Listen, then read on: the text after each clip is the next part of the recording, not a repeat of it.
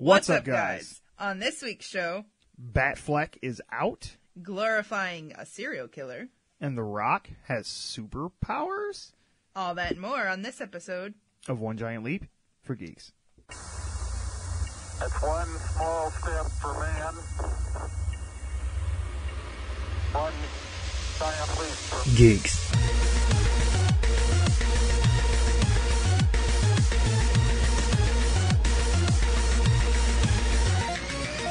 Welcome to another episode of OGLFG, where we talk about movies, video games, and all things in geek culture. I'm your host, Mike C. Squared, and with me is my co-host, DJ Melly Mel. Hey! And we also got a special guest, T-Money. What up, what up? Before we get started this week, kids, I want to let you know, if you enjoy the show, tell some friends about us. Share us on your social media, whatever you choose to do. Know that you are helping us let others know about the best damn podcast they've probably never heard of. If you want to talk to us, the show is on Twitter at Giant Leap, the number 4 Geeks. You can also get a hold of our resident DJ Melly Mel at Froggy Beaver. And if you want to talk to the missing Benoit this week, he is at Benoit Gaming. That's BENWAH Gaming. Now, last week was a special on vacation, pre-recorded. I didn't want to have to record while we were in Texas episode, but we'll get into that in a little bit. But first, what you been doing? Watching movies of the DC type. Now, you saw... I went and saw Aquaman. Yes. Mm-hmm. That we saw that in the theaters. Mm-hmm. That was wonderful. Wonderful. Everything that the trailers lived up to. So if you've not seen Aquaman, I highly, highly recommend it. Aside from Jason Momoa, you've got Nicole Kidman looking amazing. Yeah, she looks good for her age. She looked amazing through the whole movie. Okay. Amber Field. That was the chick that played Mira. Wait. No. Amber Heard. Yeah. I know it was some kind of like... Field, Heard. It's all some Whatever. paddles. You heard the field, you know. Amber Heard was looking amazing as well. Word. We see Dolph Lundgren. Mm-hmm. So if he dies. You know, if he drowns, he drowns. He really didn't play that bad of a character. No. So it was pretty neat. I'm waiting for you to get to Momoa. I said aside from Momoa. Oh, okay. Because we all know how I feel about Momoa, True. So I didn't think we needed a puddle. I went to my today. happy place when you said his name. I missed it. So. Yeah. He was preparing for that puddle. Right, I was like, get the mop out. Yeah. Right. Like, let me get my poncho. Hang on. Let's see. What else did we do this week? We had 4 snow days, so there was a lot of movie watching and hot chocolate because we stayed in. Yeah, we're in the Midwest. We were caught up in that polar vortex. Well, you guys were caught up in the polar vortex. You were in sunny Texas. I caught the tail end of it. We watched the new Gabriel Iglesias special, so shout out to Fluffy. That was hilarious. And we actually lived near Houston for quite some time. And so his special takes place in Houston. And he made some jokey references for the area like he always does. And they were especially hilarious to us because we had lived in that area and we knew what he was talking about. So he was like, I understand that reference. We did. I was dying on the couch. But yeah, other than that, that's about all I did. I stayed in my comfy sweats and tried not to freeze my ass off. Right. Yeah, when I did come back, like I said, I came back at the tail end of the polar vortex, but I was in Detroit at a hotel before I actually came back home. And it was funny because like Consumers Energy put out like this emergency like service alert because I guess they had a fire or something. Down to 65. And you may have even posted it. I don't know. I saw it on Facebook. Somebody had posted like the entire state of Michigan was collectively just yelled at by their dad to turn the heat down. Oh yeah, I think that was me. I was like, that's funny. What about you, T-Money? What you been up to? School. That sounds exciting. Yes. I have crazy classes this semester. I have stats, which is always, fun. Then, Not ever. And chemistry, I get to blow stuff up, so that's always fun. I was gonna say, yeah, if you would have to have a class to do anything, blowing shit up is always a good one. Yeah, and then astronomy, which I get to see how the fires start in space. That's always fun too. And other Noticing than that, a pattern here, I think we should be worried. Right. It's like I swear I'm not becoming an arsonist. I swear, maybe. The arson is in my Hey, past. his mom asked him. She's like, "So, how long's it been since you blew something up in chemistry?" Because she already knew. She's like, "I know my son." Like I made acid and ate through the floor of the classroom. It was great. But yeah, school and getting ready for this regional tennis tournament in Wisconsin. Other than that, not a whole lot. Obviously, I already gave a spoiler for what I did this week. I went down to Austin, Texas for a vacation. Had fun down there. Nice. It was really... Was it as weird as you were expecting? No. I was going to say, I think it was overhyped. I mean, it was fun, but I mean, it wasn't like, I didn't see like some weird dude with like scales tattooed on his face or his tongue split or anything like that. I was expecting it to be really fucking weird. He was in Houston that week. Yeah. Right. You just missed him. No, but I'm not going to lie. After being down there, especially for like 5 days almost, I wanted to stay. I did not want to come back. I was like, this is so fun down here. We had a blast, like, while we were there. The food was really good, like, all the food trucks, and Yes. I probably ate more tacos and enchiladas there than I've ever eaten in my whole life. It was good, though. It was really fucking good. Delicious, though, ain't it? And a lot of pizza, too. We ate a lot of pizza, surprisingly. The attractions were really fun. The nightlife was really, really fun. We did a lot of bar hopping and stuff. It was really cool. And overall, like... This is going to sound really corny, but it's the truth.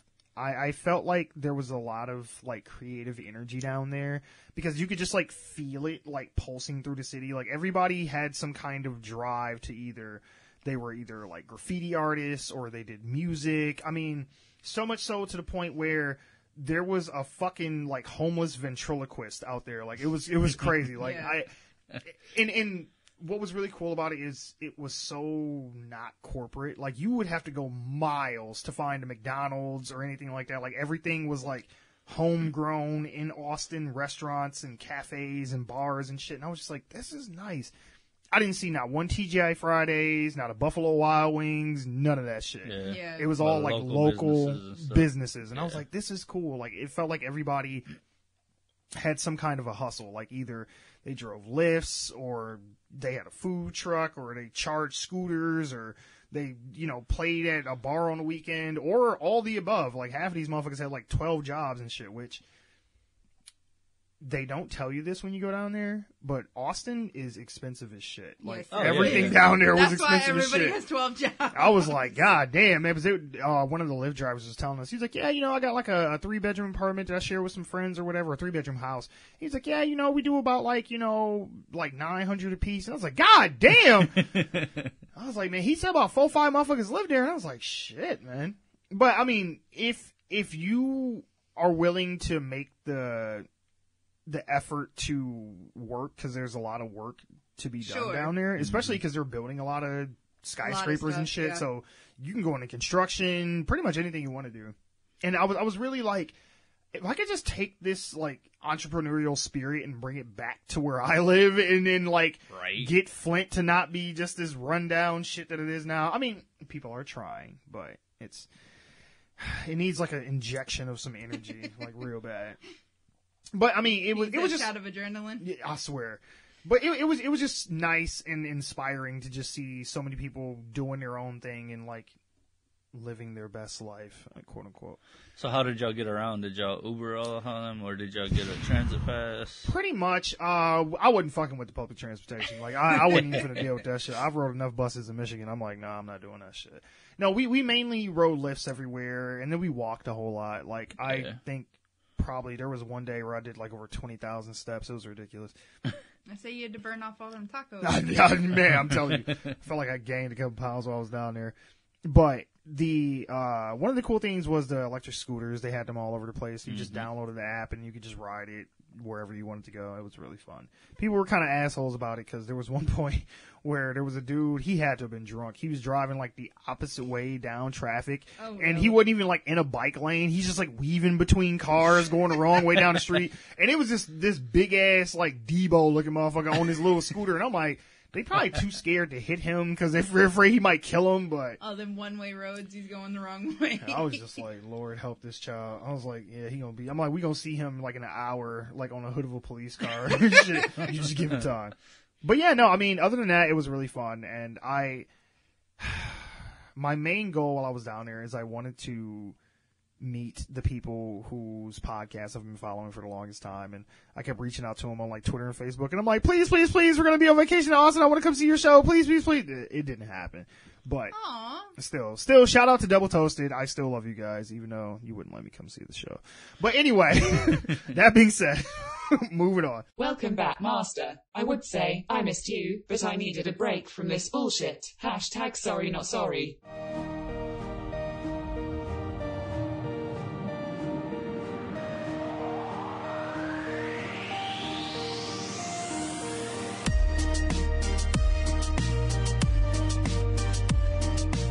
So we got a couple trailers for you this week. The first one is the Avengers Light. Pretty much, it's the, I'm sorry, how did they present it?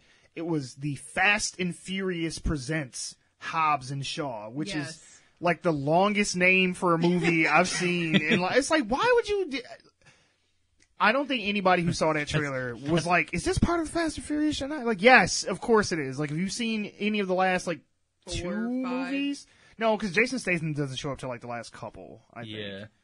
That was one thing about this that I did notice. They didn't do a lot of car stuff in this. There's a couple shots, there's the... where he slides under the truck. Yeah, under the semi or whatever, and then The Rock's like doing 360s with this big semi-tractor trailer truck thing. Yeah. And I'm just like, alright. But no, the one thing that I can say about this movie, I respect the fact that they have just wrote into the script that these motherfuckers have superpowers now. Like they used to just be like, well, we're gonna ignore the fact that Vin Diesel stomped on like a fucking parking garage and it collapsed in like 7, and we're gonna ignore the fact that he jumps over an expressway and catches Letty in the midair and crashes onto a car. We just gonna pretend that that's normal. And this one, they're like, no, they legit have superpowers now. Like, we ain't even finna keep pretending no more. I don't know how I feel about it. Like,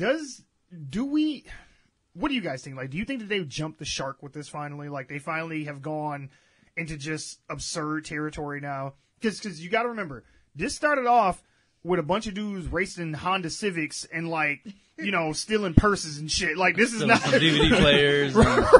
We just watched the first one again this week, actually. It was one of the movies we watched. That's why I wish I could just take somebody... have them watch the first one and then show them this. We did. And then be like, this is the same franchise. No, skip everything in between. Mm-hmm. Just see the first one for the first time and then the most recent one for the first time. And then be like, this is all still the same movie franchise. So I'm like, what do you think? Like, have we gone too far into the silly? I think that they crossed too far into the silly a couple movies back. Fair. Like you said, we started out, they were driving Honda Civics, stealing DVD players from truckers.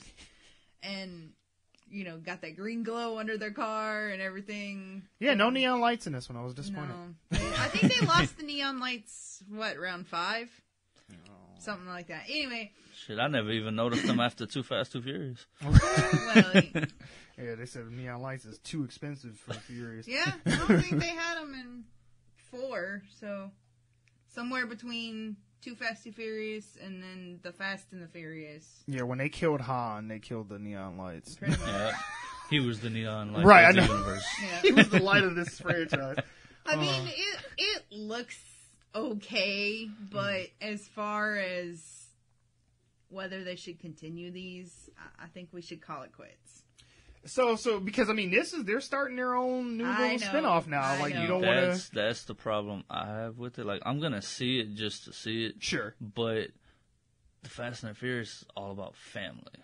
Like, it's family. Mm-hmm. Dom is always talking about how family is the most important thing, and then them two just branch off from the family and do their own thing. Like, Mom and dad broke up. Yeah, basically, like that's the issue that I have with it. Yeah, there isn't any other element of the Fast and the Furious other than Hobbs and Shaw, and a couple of cars. Yeah. It Yeah, pretty much. Yeah, that's why I kind of was bothered by the fact that they put the whole Fast and Furious thing up front. I'm just like, this ain't even got nothing to do with. But to be fair, the Fast and Furious ain't got nothing to do with cars no more anyway. Like these Right. motherfuckers are super spies and shit and fighting international terrorists and shit now. So it's like, this ain't got nothing to do with cars no more. That being said, though, I will say that it looks like it's fun. Yeah. Like it looks funny. I mean, there's the line where Jason Statham's talking to The Rock on that airplane, and he's like, "This mission is about stealth," and he's like, "Look at you." I thought that was funny. Yeah, I was about to say this It one. looks It like it's got a lot of seems like it comedy. has a lot more humor in it and comedy than any of the other Fast and Furiouses. Which I think they kind of have to, because I feel like if you were to try to take this too seriously, then you'd just really start going like, okay, this shit is stupid. Like, you can't be like, hard, grizzled. Like, you can't play this like it's a John Wick movie and then have The Rock jumping out of skyscrapers and shit. Like, you can't do that. Yeah. So Jason Statham flipping him off from the elevator. Right, so I think they're kind of playing it tongue-in-cheek because they know it's stupid. And they're like, well, we just crack some jokes and shit. Which, if you remember in one of the last Fast and Furious movies, whenever Jason Statham's out there and he's rescuing Dom's son, and he's like, Gucci goo, like he's fucking sitting there. That he kind of started the humor from there. And, That's fair. So. Which I didn't see 8. The last one I saw was when Paul Walker died. 7. So The one you were talking about is 8. The one I'm talking about is 8. Yeah. But so he's in an airplane trying to rescue Dom's illegitimate son. Okay. The son that he had with the detective from Rio. Okay. And okay. He's all sitting there, and like they have all the bad guys in the plane and everything. And this kid puts is, the headphones he on puts the kid. headphones like the sound drowning out headphones and stuff on the kid, and he plays Alvin and the Chipmunk music for the kid. So the baby's all laughing and having a good time, and he's trying to keep the baby from being harmed and everything. And all of a sudden he hits this one guy, and the one guy shits on himself. And then he looks at the kid, and he's like, "Is that you?" And the baby's like, "No." And he's like, "Thought so." Okay, so do they establish, because isn't Jason Statham the villain in 7? Yes. Yes. So didn't he kill a bunch of people and do a bunch of fucked up shit, but now he's a part of the team? Yeah. It's like, it's all good. They tell you why. Didn't he kill Han? Yeah. No. Yeah. Yeah. He did. Yeah, justice for Han. What the Yeah. fuck? No justice. No. So basically, they kidnap the baby mama and Dom's new son, and the lady that kidnaps him wants him to join her team. Well, behind her back, he goes to Shaw's mom, which has mob ties and everything like that, and then that's how he teams up with Shaw To get revenge for his brother. Poor Hans. So, just yeah, out- Yeah, out it the is like, picture. fuck him. Yeah. They said, whatever. Like, we got enough ethnicity. Han we didn't need and Asian shit. Giselle has just been. They've been written off. Yeah, I was gonna say, poor Wonder Woman and Han is just gone. Which, by the way, we watched 5 the other day. In this. Were you just having a Fast and Furious marathon over the last couple weeks? No, I told you we didn't go anywhere. We watched a lot of movies this We week. watched like one each day of the snow days. Damn. We did like 1 and 4 and 5. Anyways, we saw Giselle for the first time, and I was like, "Damn, she got swole between this and Wonder Woman." Yeah, she's skinny as shit in the Fast and Furious movies. We hadn't watched it in a long time. I didn't think about her being in it, and I'm like, all right, look at you hitting the gym. Now, we talked about how it's kind of funny, but I will say there are moments of dialogue in this that I thought was like really corny. Like when you first see The Rock, like after he wakes up and he's like eating a can of fucking Folgers and shit with a spoon and shit. I was just like, yeah, people do that. Reminded me of that George of the Jungle scene. Jump, jump, jump, jump. Oh my god. No, that was his like Rocky eating raw eggs in a glass shit. But when you first see him, like when he walks into that where his name pops up and he's like in this like club with all these neon lights. See, there was neon lights and just not on the cars. He says, "I'm what you would call an ice cold can of whoop ass," or something like that. And I was just like, who wrote that shit? Like who? Stop. No, stop. Cut. Stop. Oh, no. you're talking about whenever he says, I thought it was cool when I said it. Yeah, but no, it's at the very beginning of that moment that I found that kind of funny. But no, it's like when he first walks into that club, he says like, "Oh," and then later they show Jason Statham's character, and he's like, "I'm what you would call a champagne problem," and then he like hits the dude with the champagne bottle, and I'm just like, who is writing this shit? I was like, come on, I don't need puns, and if you're gonna make it funny, you could do anything else but that. Make it funny, don't make it punny.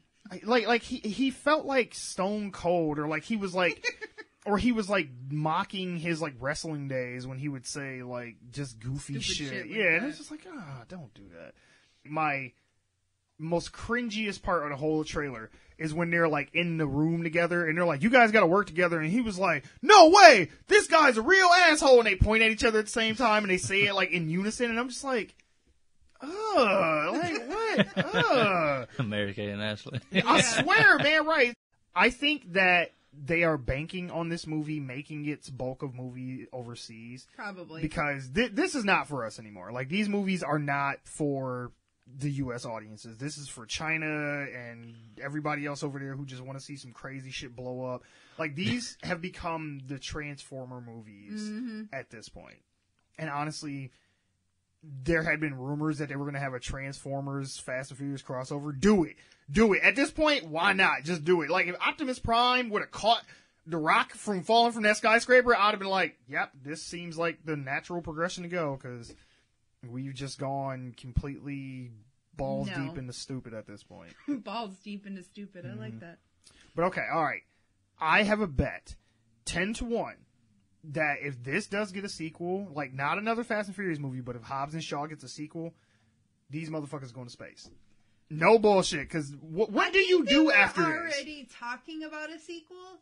I believe I saw on The Rock's Twitter that he's banking on getting a sequel because he was begging Jason Momoa. His little brother? Yeah. He's begging his illegitimate child. Jason Momoa to be his brother in the next Hobbs and Shaw. So somehow he's expecting this to make a lot of money, enough for them to make a sequel and bring in... He gonna get every Samoan actor in Hollywood to come be in these movies. Poor Jason Statham. And Rikishi. Yeah, I know, right. Poor Jason Statham. He's just gonna be the only white dude in the franchise. Like, he said, I guess I'm the Paul Walker of this shit, I guess. Yeah. So I don't know. But yeah, either that or...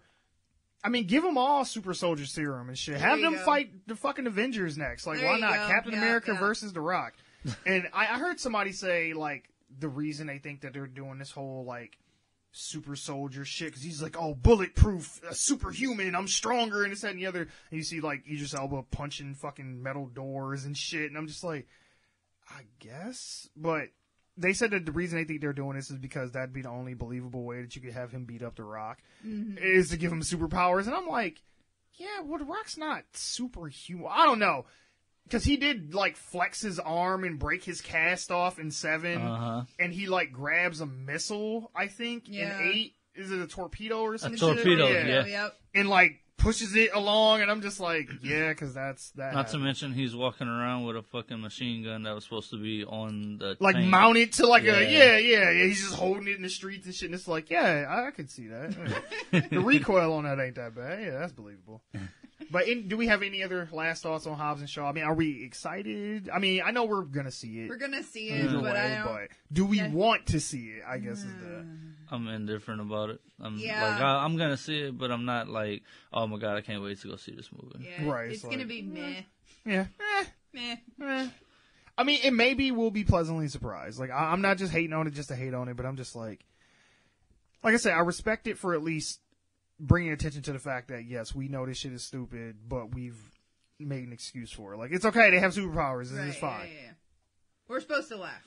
Right? Yeah, it's totally believable. The Rock. punching dudes as he's free falling down a building. That totally. And the dumbest part about that is not even the fact that he jumps off the thing or whatever. And I did think it was funny that Shaw, like, he's like, okay, on 3, we're going to go, right? And he's like, sure. And he just lets him jump, and he's just like, bye. And he takes the elevator. No, the elevator would not go as fast as a free falling He broke person. the buttons, don't you know? Like, that just makes it just fall. That's how that works. Yeah. I'm like, there's no emergency brakes on elevators. No. But the funniest part about that to me was not the fact that he jumps and he's falling on the dudes and catching them, but he's punching a dude with a helmet on with his bare fist, and I'm just like, all right. I like when he's free falling and he looks up at the elevator and you can clearly see his mouth move and his mouth says "fuck you." Yeah. And Statham's just. And he's chilling in the elevator. He, like, waves at him and shit. Now, does he know that the elevator is bulletproof? Because he takes the dude's gun and shoots at Jason Statham in the elevator. I'm like, did he know that he wouldn't get shot? Because then he does this back at him, like the little handgun thing. And I'm just like, you could have killed him in that moment. I was like, you kind of being an asshole. Then he just runs across the skyscraper and slams the dude's head into the elevator. And I was just like, good fucking Lord. Anyway. Moving on. we'll at least have a good laugh. Yeah, maybe. They laughing all the way to the bank. Yep. I personally feel that in the Hobbs and Shaw sequel, they should team up with the Teenage Mutant Ninja Turtles. Why not?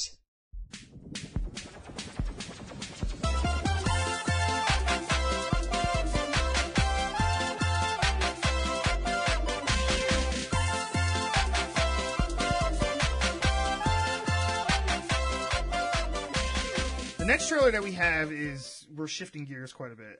This one's a lot darker. This has another super long title too. Extremely wicked and shockingly vile and evil. Extremely wicked, shockingly evil, and vile. There we go. Thank you. Damn, man. Like, who is coming up with these titles? He could have just said extremely wicked. That reminds me of the title, like, Don't Be a Menace in South Central Society. Or Geek and your gin and juice in the hood. Like, yeah. Fuck, man. But, so, besides the trailer itself, there's already a controversy around the movie. Mm-hmm. Because some people feel that this is making light of Ted Bundy's killings and or making him out to be kind of like a rock star to a degree. Like, what do you guys think? Like, do you feel that this is, like we said in the title, glorifying a serial killer? Serial killers have always had followings, though. Sure. I mean, you always get the groupie serial killer. Especially in the case of Bundy, too. Bundy had a bunch. Yeah. In the 60s and 70s. Manson had a bunch. Sure. Mm-hmm. You know, Son of Sam. They always get followers. Sure. I don't necessarily think this is glorifying him. However, I wish that the trailer wouldn't have been so, like, upbeat and positive. It does seem like it's kind of like the music choice is kind of like, hey, we stabbing bitches, and I'm just like, all right. They kind of should have set this up more along the lines of like a Lifetime movie trailer, I think. Know who should have did the music for it? Mm-hmm. Tim Burton. Yeah, that would have been Tim Burton would have been a good. Tim Burton presents Ted Bundy. I just think that the get some Danny Elfman going on in there. Like, ooh. Yeah. I don't know. I think that the way that they're presenting the trailer is not. It almost feels like a dark comedy. Yeah, almost. It's not sensitive to what the material is or should be. And, considering that it's all based on true. Right. Happen. Now, I haven't heard anything from, like, the families come out and say anything about it. It's just been mostly, like, people on social media bitching about it and shit. And I'm just like, well, did he kill you? Like, does somebody you know? Like, I don't... Now, the director and also Zac Efron have come out and said, like, the movie's not like that. Like, this is going to show the darker elements of what happened, and it's going to stay true to the actual events of what happened. But to be fair, Ted Bundy did kind of come across like he was a rock star. I mean, he represented himself as his own lawyer during his fucking murder trial. It's like, come on, man. Like, this dude was a narcissistic, like egotistical. Just Well, yeah, I mean, he was in medical school, and Yeah. like, you know, he pretty much thought that he could do whatever he wanted and not get caught because he was so egotistical that he thought that he was never going to get caught because he was, you know, he was the perfect criminal. exactly. And I mean, and at the time, and even I've seen some people say it now, like, oh, you know, they thought he was attractive. And, oh, he's such a nice, you know, wholesome American Right. boy, and this, that, and the other. Like, I could never see him do these things or whatever. Like, I want to fuck him. Like, you know, like, there was a lot Yeah. of people that had that attitude towards him. Yep. And I'm just like, so I could see why they would come, you know, approach it from that direction. They did say, from what I understand at least, that the film is supposed to be told from the perspective of his girlfriend. Mm-hmm. So, and for years, she was in denial about him, you know, being a serial killer. Even after he was convicted and shit, she didn't believe it. Mm-hmm. So, if we're looking at this through her lens, then it makes sense to make him seem larger than life and like this great person. Well, And, sure. Yeah, like whenever he picks up the little girl and he's like twirling her around and yeah, stuff like that. cutting Because- birthday cakes and shit together. Yeah. Yeah. So it's like that. I mean, that's kind of how he was, though. He had this persona of, Yeah. oh, you know, I'm not doing anything wrong. He was a great guy until he was murdering and raping women. Right. He was great until he killed you. Like, Yeah. like yeah. It's like, he was nice about it too the whole time. He's like, I'm sorry, I'm doing this. Just don't breathe. Right. I think from and towards the end of the trailer, it does get a little bit more serious and darker. Like, the whole trailer is not just like, you know, partying and shit and he dancing I don't around. know. I still got that. It was just too lighthearted of a trailer for me.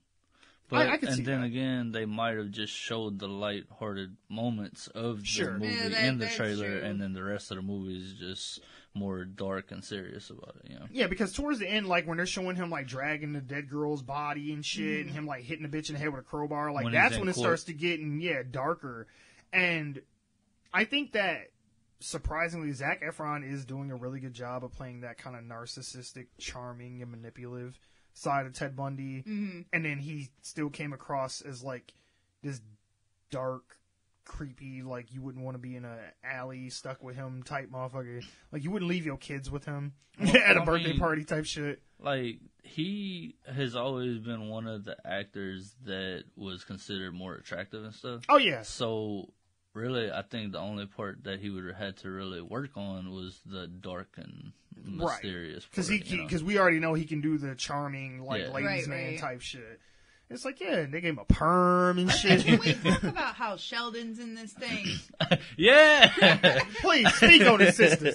Speak on it. We're watching this trailer, and I'm like, all right, it looks pretty good. And then, you know, you see John Malkovich as the judge, and you're like, all right, I can believe that, all right. And then you hear fucking Sheldon's voice. And I had to go back and watch it twice. I'm like, is that Sheldon? I looked at T-Money, and I'm like, that was Sheldon. And I rewinded a few seconds, and sure enough, Jim Parsons. I'm like, you left Big Bang Theory to do this? Hey, he wants to be taken as a serious actor. Never. He said, I am a thespian. He's like, I am more than just Bazinga, goddammit. He's like, I don't even like Flash. You got me wearing these fucking t-shirts.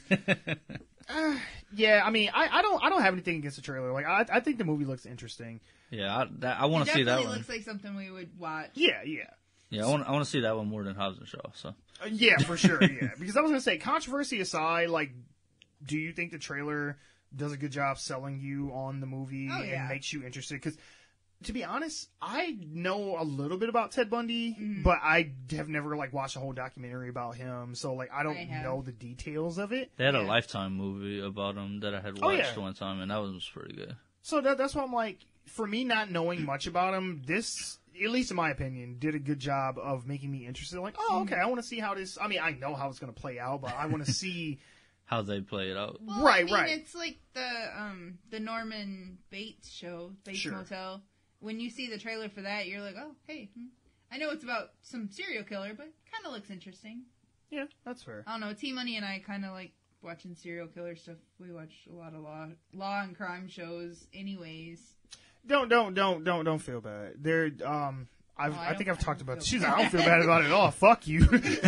No, I think I've talked about this once before, but like true crime podcasts and shit like that are like the most popular Yeah. podcasting genre, so you're not the only one. Everybody likes hearing about people getting murdered. I was about to say, that's because America is one of the most violent countries in the world. So violence sells in America. Hell yeah. Shit, titties and blood. Yeah. And if you get them at the same time, then Right, I know, even better. No. I saw a video on Facebook, and it was zombie hookers or something. Franken zombie or... So. I don't know. Something about zombie hookers. Mm-hmm. And this dude's cutting up hookers to piece apart his girlfriend. Oh. It's like a Frankenstein, and there was a video of this. It's like a weird, like the Goonies guy face, the sloth guy from Goonies. Mm-hmm. It's like his face. Well, kind of. Superman! Yeah. It's like his face on a body with just tits, a bunch of tits all over it. It was really weird. So titties and blood aren't always a good seller. Because that looked... Speak for yourself. I was about to say, maybe not There's to an you, audience for that but shit. there is It an looks audience. like the same genre as Evil Dead, okay? There's a big-ass audience for that. Hey, we know two people that love that fucking movie. So. Trisha and Sean would probably like it. All right, shout out to Two Girls on the Bench. But yeah, no, anything else about this before we move on? Nah, I'm good. Hey, I have Netflix info, so we'll probably watch it the next couple days whenever we got a couple days off. Well, I don't know. Is it coming out to theaters or? I thought it was a Netflix. It's a one. Netflix. Is it? Okay. Because I know there's a Netflix documentary that's made by the same director of this, but I didn't know if this is coming out in theaters or not. Either way. I don't know if it's going to be in theaters, but it's definitely going to be on Netflix. Either which way, we'll go to the movies and watch it, or we'll make our house the movies and we'll watch it. Right. It's like one of the two. We'll see it somehow. All right. Moving on. Any man that wears a bow tie can't be trusted. Yeah, I said it. Come at me, bro.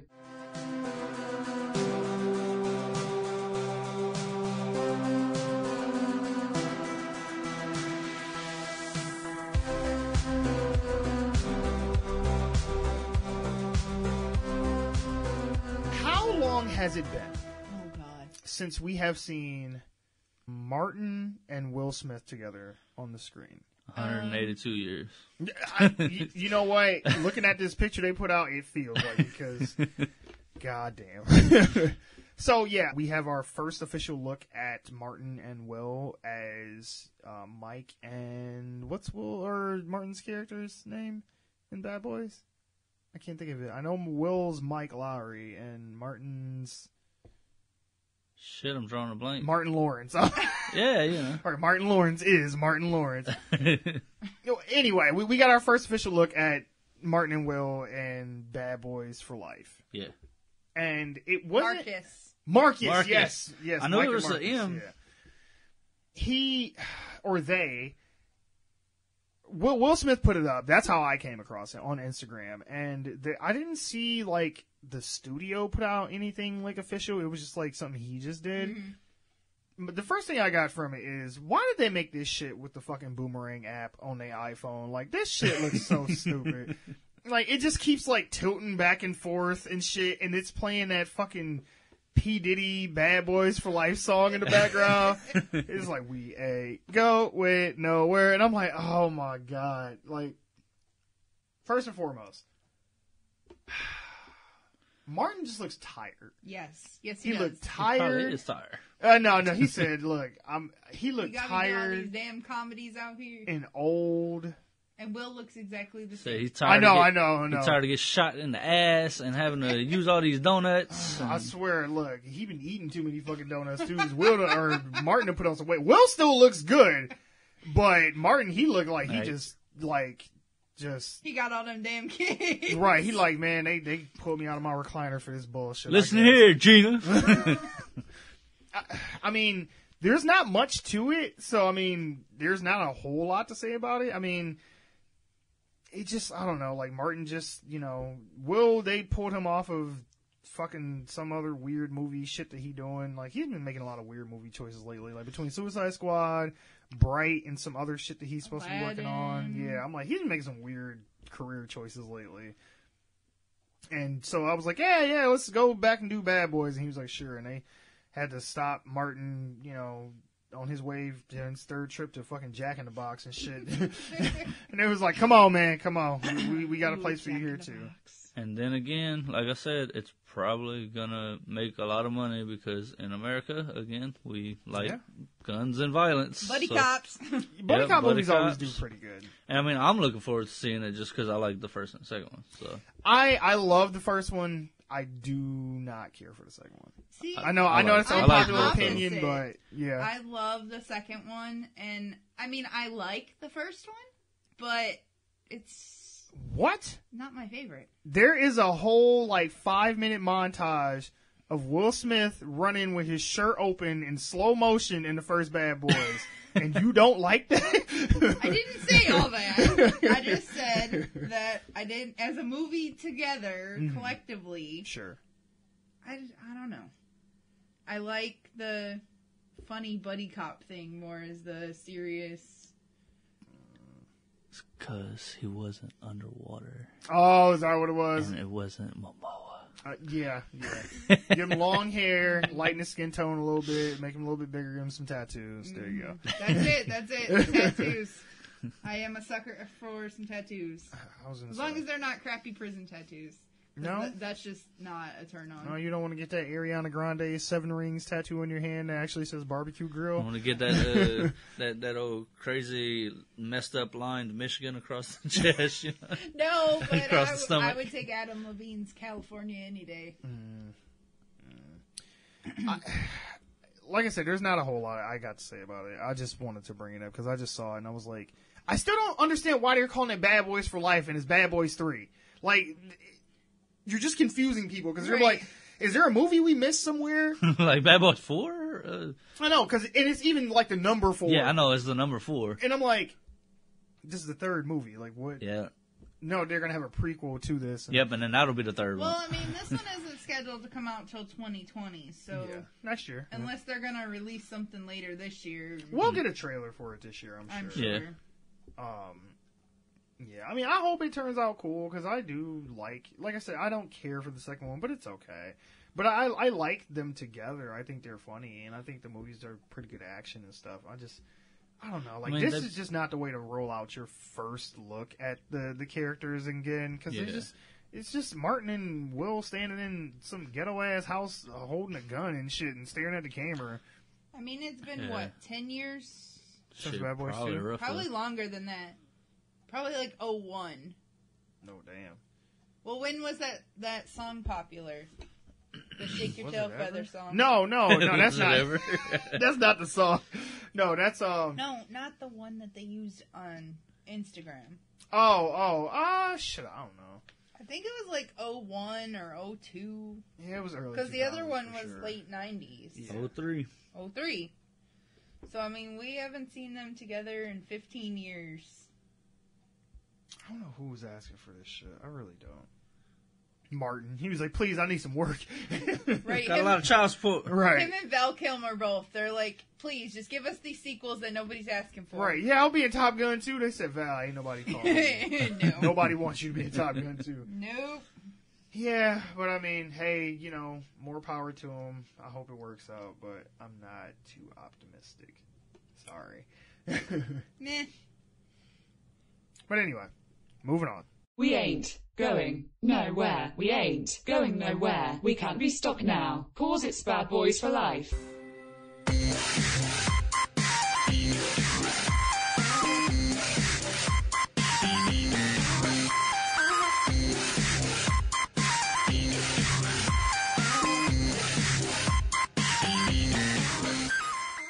It's that time again for America's #1 show, Dumb Shit of the Week. That's right, Dumb Shit of the Week is the show where DJ Melly Mel finds dumb shit and we talk about it. If you want your submission on the show, find us on Twitter at GiantLeap4Geeks, or you can email us at officialoglfg@gmail.com. Now here's your host, DJ Melly Mel. Thank you. Oh, I've got a Whopper for you. With cheese. Yeah, No well, pun intended. no pun intended here. Oh shit. Oh, Oh shit. Okay, this It is interesting. dairy related, so we'll go with that. Okay. This is coming from sciencealert.com, so we're going to do a little info dump, and then we'll get into my thoughts if I can make it through the article. All right, Scientists think cockroach milk I heard about this. Oh, no, go ahead, the continue. next superfood, and by God, we wish we were kidding. A international team of scientists sequenced a protein crystal located in the mid-gut of cockroaches in 2016. So they've been working on this for 3 years now. It's more than 4 times nutritious as cow's milk, and the researchers believe that it could be the key to feeding our population in the future. Alright, let's see if I can make through the rest of this. Although most cockroaches don't actually produce milk, there is one breed of cockroach, the Diploteria punctate, which I totally murdered that, but I didn't know whatever. that there was, like, breeds of Apparently. roaches. It is the only known cockroach to give birth to live young. And if your skin's not crawling already, this cockroach has been known to pump out a type of milk containing protein crystals to feed its babies. The fact that an insect produces milk is pretty fascinating. They can speak for themselves, but what fascinated researchers is the fact that a single one of these protein crystals contains more than 3 times the amount of energy found in an equivalent amount of buffalo milk. Which, I didn't know we were milking buffaloes, but alright. And that is higher in calorie than regular cow's milk. Clearly, milking a cockroach isn't the most feasible option, so the international team, headed by researchers from the Institute of Stem Cell Biology and Regenerative Medicine in India, decided to sequence genes responsible for producing the milk, to see if they could somehow replicate them. The crystals are like complete food. They have protein, fat, sugars, and if you're looking into protein sequences, they have amino acids. Not only is the milk a dense source of calories and nutrients, it's also time-released. So the milk is digested, crystal releases protein, yada, yada, yada. Basically, they want to milk some cockroaches, and I'm sorry. No.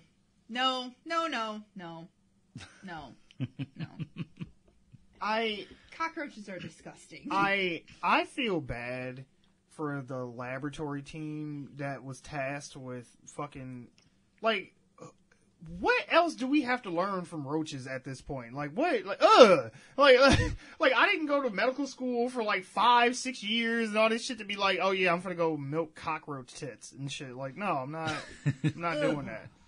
Yeah. Cockroaches are gross. Now, I will say it is fascinating that this could be a food source, like if they figure out a way to replicate it. But it's like, I got a feeling you're going to have companies just shortcutting and just be like, just throw a bunch of roaches in a blender and just make it into a protein shake and give this shit to motherfuckers. This is what your kids are going to be. Your grandchildren will be having roach protein supplements for lunch in, public schools and shit in the future. It's funny that you say that because the end of the article says, who needs kale and quinoa when you have cockroach milk supplements? See, I'm telling you, they're going to throw them bitches in the blender and just be like, Bro, I don't give a damn how healthy it is. I'm not eating or drinking anything that has a fucking cockroach on the front of it. Nope. No. They'll find some kind of sciencey name to try to make it not sound so bad. If it ain't coming from a cow, I'm not drinking it. Right. It'd be like... Yeah, I don't even like goat's milk. It'd be like all natural organic protein Okay, crystals. see, that's where they can lost me, because stay I don't there. do organic. Right. So, It'll be in like a container that's like shaped like a big ass roach and shit, and you'll open it and it'll have little crystals in there. Mm-hmm. It'll be like $8 a gallon. the leg of the cockroach will be the straw, Oh no. Nope. I did think it was cool though that they were talking about how it was like time released, to where like you take it and then it kind of just keeps feeding you throughout the day. So it's not like you just take it, you eat it, and then you're hungry in like a couple hours. Right. Like it gradually lets the nutrients out into your body. But fuck that crazy shit. Nope. Like, What's crazy is we saw this on a news article, and then a few days later we saw it on The Doctors, and then I come across it again. Yeah. So I think... Oh, it's happening. I think you just that wait. it's coming out quickly, and no. New internet challenge. No. Cockroach milk challenge. You just get a roach, you turn it upside down, you put a straw in its stomach, and you just start slurping that shit. Well, you gotta make sure it's this one particular. Get on that cockroach. internet. No, I don't even care. I just want to see somebody drink roach inside. Some roach guts. I You know promise they're you. going to. I'm putting this in the Oh ether. God, no. The first person that doesn't put it on YouTube is gonna go viral, and then it's gonna be everywhere. Look, bitch is gonna be like, look, the girl. I think we may have finally found a competitor for drinking dog piss, because she was like all these health benefits of drinking dog piss. Now you have all these health benefits of drinking cockroach milk. So No. there you go. The El Cucaracha. Right. It mix them together. It's like the fountain of youth. You just like pour a little bit of cockroach milk and some dog piss, swish it around, splash it on your face, You're rub it gonna in your make me pores. vomit all over your table, and that's not an easy task to do. I'm telling you, it's gonna be great. You just wait. I will continue to wait, and It'll be like the Jetsons. It'll just be a little pill Nope. you just take. And there you go. You'll you be might good as well for the just day. eat the whole damn cockroach. I'm telling They you. gonna fry it up in a pan. Man, look, and I don't know, like, I know in some Middle Eastern countries and shit that they eat insects and shit like that, so they probably already been knowing about this shit for years. They said, yeah, you just throw some hot sauce on As them bitches. somebody who has eaten a few insects in her day, Ah! Ah! Ah! Australia. I did when I went to Australia. Ah! They have Was it chocolate covered? no, they No. weren't. They were Deep fried? no, not at all. They picked straight off the tree, and Ah! Fuck. the Aborigines in Australia have this ant that's about 3 inches long, and he was telling us about how you take these ants and they taste like lemon, and so they'd eat them for like their sore throats, or they'd squeeze them. Did you watch one of them eat it? Yes. I Are did. you sure? Because I feel like that's what they tell white tourists when they come down there. They say, yeah, we eat these ants. And they're like, watch it. No, I saw the guy making some tea with it, and I was Did like, you see him drink it? yes. Okay. I was Like, he did a whole. He gave you the cup presentation. first, and then he put out a different cup. No, and no, he's like, no, yeah, no. it's good. Go ahead. He had a whole thing where he was making the tea, and he's like, yeah, you use these for sore throats, and it tastes like lemon. And me being me, and I don't believe things, and I'm like, it does not taste like lemon. He's like, no, it really does. He's like, try one. So he picks one off the tree and squishes the head, because I guess if you don't squish the head, then it can bite you. And Oh, you can God. die. So he Fear squish- factor. He squishes no. the head, and then he gives me the 2.5 inches of this ant, and I eat it, and it tasted like lemon. So I was like, all right. But you talking shit about cockroach milk. I don't even see why you mad. Because it's a cockroach. Cockroaches are Oh, that's disgusting. different. See, she said that's the ugly stepchild of the insect. No. That's insectism, man. Yeah. I know, right, You know right. what? See, I thought you were better than that. I thought you were more progressive than this. You being racist. We against thought insects. wrong. I know. Sad. Yeah. You can't pay me enough to eat a cockroach. I'm telling you though, just give it time, especially once like weightlifters and shit hear about this Oh, shit. They're yeah. gonna be like, oh hell yeah, shit, just throw them bitches in my protein shake. Like I Yeah. don't even give a fuck if it's the right roach or not. Just put them in there. Shit. I don't even want them blended up. I'll drink them just whole. It was going to turn into a giant fear factor. all Maybe you'll the get time. superpowers. That's how The Maybe like Rock Spider-Man. does it. I know, right? See, that's gonna be the twist of the movie. That's he's it. like, oh, how did you become bulletproof and all that? He's like, cockroach milk. Oh. But yeah, so that's my dumb shit submission this week. I don't want to hear about anybody I know drinking cockroach milk Oh, it's happening. or eating these Oh, it's crystal happening. proteins. It is happening. Keep that shit to yourself. I'm telling you, internet, get on the shit. Cockroach milk challenge. Get on this shit. I want to Yeah. see it. I want to see it. Yeah. I'm telling you, just you don't have to get a big straw. Get one of the coffee stirrer straws and just make a little incision in the stomach and Oh just stick my it right in there and God. just start sucking. Oh my god. And it's a crystal, so it'll be hard. You'll know when you get to it. You get stuck in the back of your throat. It's time release, so you'll be Right. full all day. Right. Yeah. So that's the stupid shit this week. If anybody would like to have any other questions about my submission that I found, or my finding process of how I work, or I don't know, anything like that, you can always hit me up on Twitter at Froggy Beaver. Until next week's dumb shit, we stand with cockroach milk. All right, if you'd like to ask DJ Melly Mel why the fuck she let these aboriginals trick her into eating an ant, you can fire her. All right, moving on. Oh my god, I swear I have never felt so lucky to be a non-carbon-based organism. The fact that you eat the flesh of dead animals is bad enough. But now you humans want to willingly drink insect milk. You deserve to be annihilated.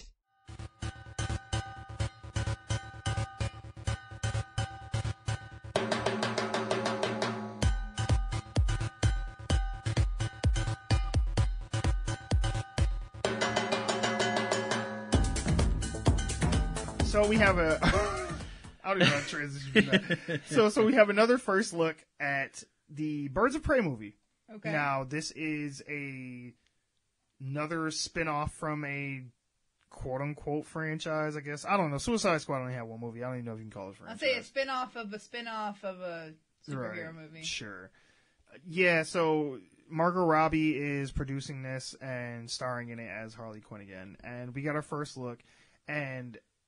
there wasn't much to it. Yeah, no. And I know this is a first look, but it kind of looks cheap. Like, Very. you can see, like, the studio lights in the background and shit, and, like, they look like they're in like, a fucking tent or something filming this, and I'm just like, I didn't, and it doesn't give you anything. It's just Margot Robbie, she looks drunk, and there's some bitches, like, you know, holding baseball bats and drinking vodka and shit. I don't... Yeah, I couldn't even pick out anybody else that's... Yeah, she got a lot of, like, C and D list, like, female characters from the DC universe in this. One thing, though, one interesting thing, is that she put out a picture on Instagram of her in her Harley Quinn costume, which I don't like what she's wearing in this. Like, what she wore in Suicide Squad, yeah, it was, like, edgy and sexy, and in this shit, she looks like a flamingo or some shit. So she looks like she's wearing a raincoat with some... like a crazy, midriff, yeah. like... It's like she took some pom-poms and sewed it together into, like, a jacket. It's weird, man. I don't like the haircut either. Like, I like the longer pigtails, and now it's short, and... she's kind of pulled back from the blue and red, like the highlights in her hair, you can barely even see them. Like, she doesn't have like the whole Harley motif. She just looks like a really pale emo bitch now. Yeah. And I'm just like... the baseball bat.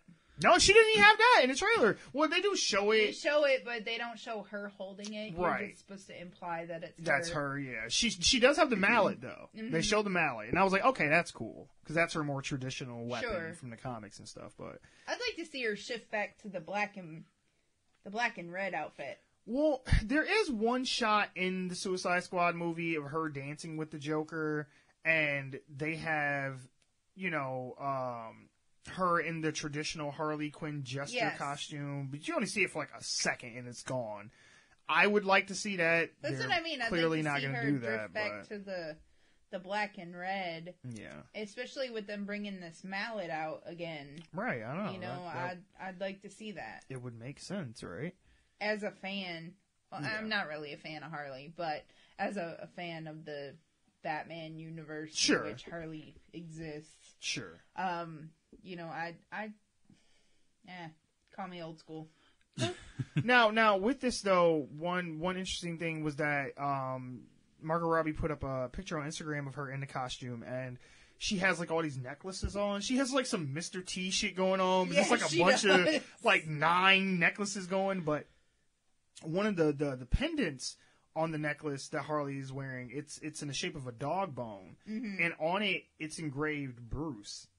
It says on it. So I didn't see that. Yeah, I don't know what that means. I don't know if maybe Batman will pop up in this too. I don't know. He showed up in Suicide Squad for like 2 minutes. You know, I'll say that split second. Yeah, right. He beat up Deadshot in the alley in front of his daughter and shit, and then fucking was riding on the top of the Joker's car. So I guess maybe he'll, I don't know, trip fucking Harley Quinn in fucking a mall or some shit. Who knows? I don't know about this. Yeah, there was nothing about it. I like the music choice that they had in it. Like, it was kind of, I could see how this could be good, but I need a little bit more before I can really... Because it kind of reminded me... Did you ever see the Spring Breakers movie? Yeah. It kind of reminds me of that a little bit, like with the tone and like the music and stuff. And maybe that's what they're going for. But did you notice Ewan McGregor? Yes. In the trailer? I did. He is apparently playing Black Mask in this movie. Okay. And I'm like, well, why isn't he wearing a mask and all that shit? Like, he's just a dude in some sunglasses. Like, I'm like, right. All right, that's cool, I guess. I mean, I don't fucking know, man. Like, people say that Aquaman's good. The DC's trying to turn a leaf, I guess. This is kind of a step back, though. Like, if DC's producing this Birds of Prey, I don't... Yeah, it's not doing anything for me either. It even the first look, it's not anything like what we got of Aquaman. No. And I'm just like, and if these are just, it looks like a bunch of costume tests. Like, it doesn't even look like anything that's going to be in the movie. It was just like, kind of remember when they showed Joaquin Phoenix for the first time as the Joker, and he's just like standing against his white background, just smiling and shit. And it's just like, if you're going to show me some shit, show me something from the movie. Don't show me just these motherfucker in his trailer getting makeup put on him and shit. It's like, show me something Show me from the the money. movie. See, Marvel would never do this shit. You would never see fucking... I don't know, you would never, the first thing of Infinity War would not have been Josh Brolin in a mocap suit with dots on his face and shit. Like, you would see something from the fucking movie. Like, I don't know, man. Yeah, I'm not excited about this. Like I said, I'm not really a Harley Quinn fan to begin with. But I mean, I will say, I didn't care for Suicide Squad, but Harley is the one good thing that came out of Suicide Squad. Oh yeah, I liked her in Suicide Squad, but as far as being a Harley fan, I'm not. Yeah. I think she's overhyped, and... I know, we know you're more of a Poison Ivy fan, we get it. I just... not even bringing Poison Ivy into it. Right, I know, right. Shit. I just think that Harley is overhyped, and she's got the wrong parts of the DC universe romanticized. Wasn't even going to mention Ivy. Thank you very much. I will agree with you with that. Like, I did not like the way that they presented her and the Joker in the Suicide Squad. That was kind of weird. But then in this, though, because they're calling it Birds of Prey and the glorious emancipation of one Harley Quinn. So I guess it's supposed to be like she's getting free from the Joker in this. And I'm just like, yeah, sure. All right. Now she's just going to be obsessed with Bruce Wayne, I guess, because she's got a Bruce necklace on. Who gives a fuck? She's only after your money. Right, pretty much, right. He's like, what's your superpower again? I'm rich. Harley's like, huh? I like that. My superpower is making widows. Hell yeah, pretty much. But I mean, I guess we'll revisit this again once there's more to discuss, I guess. Yeah. But just from what they've shown, I'm just like, I'm sick of seeing costume tests for these fucking movies. Like, just show me something from the movie or don't show me shit. Like, that's it. That's all I need. Anyway. Moving on. Well, Master, if they don't show images of the actors before the movie even goes into production, what will you fanboys have to bitch about until the movie comes out?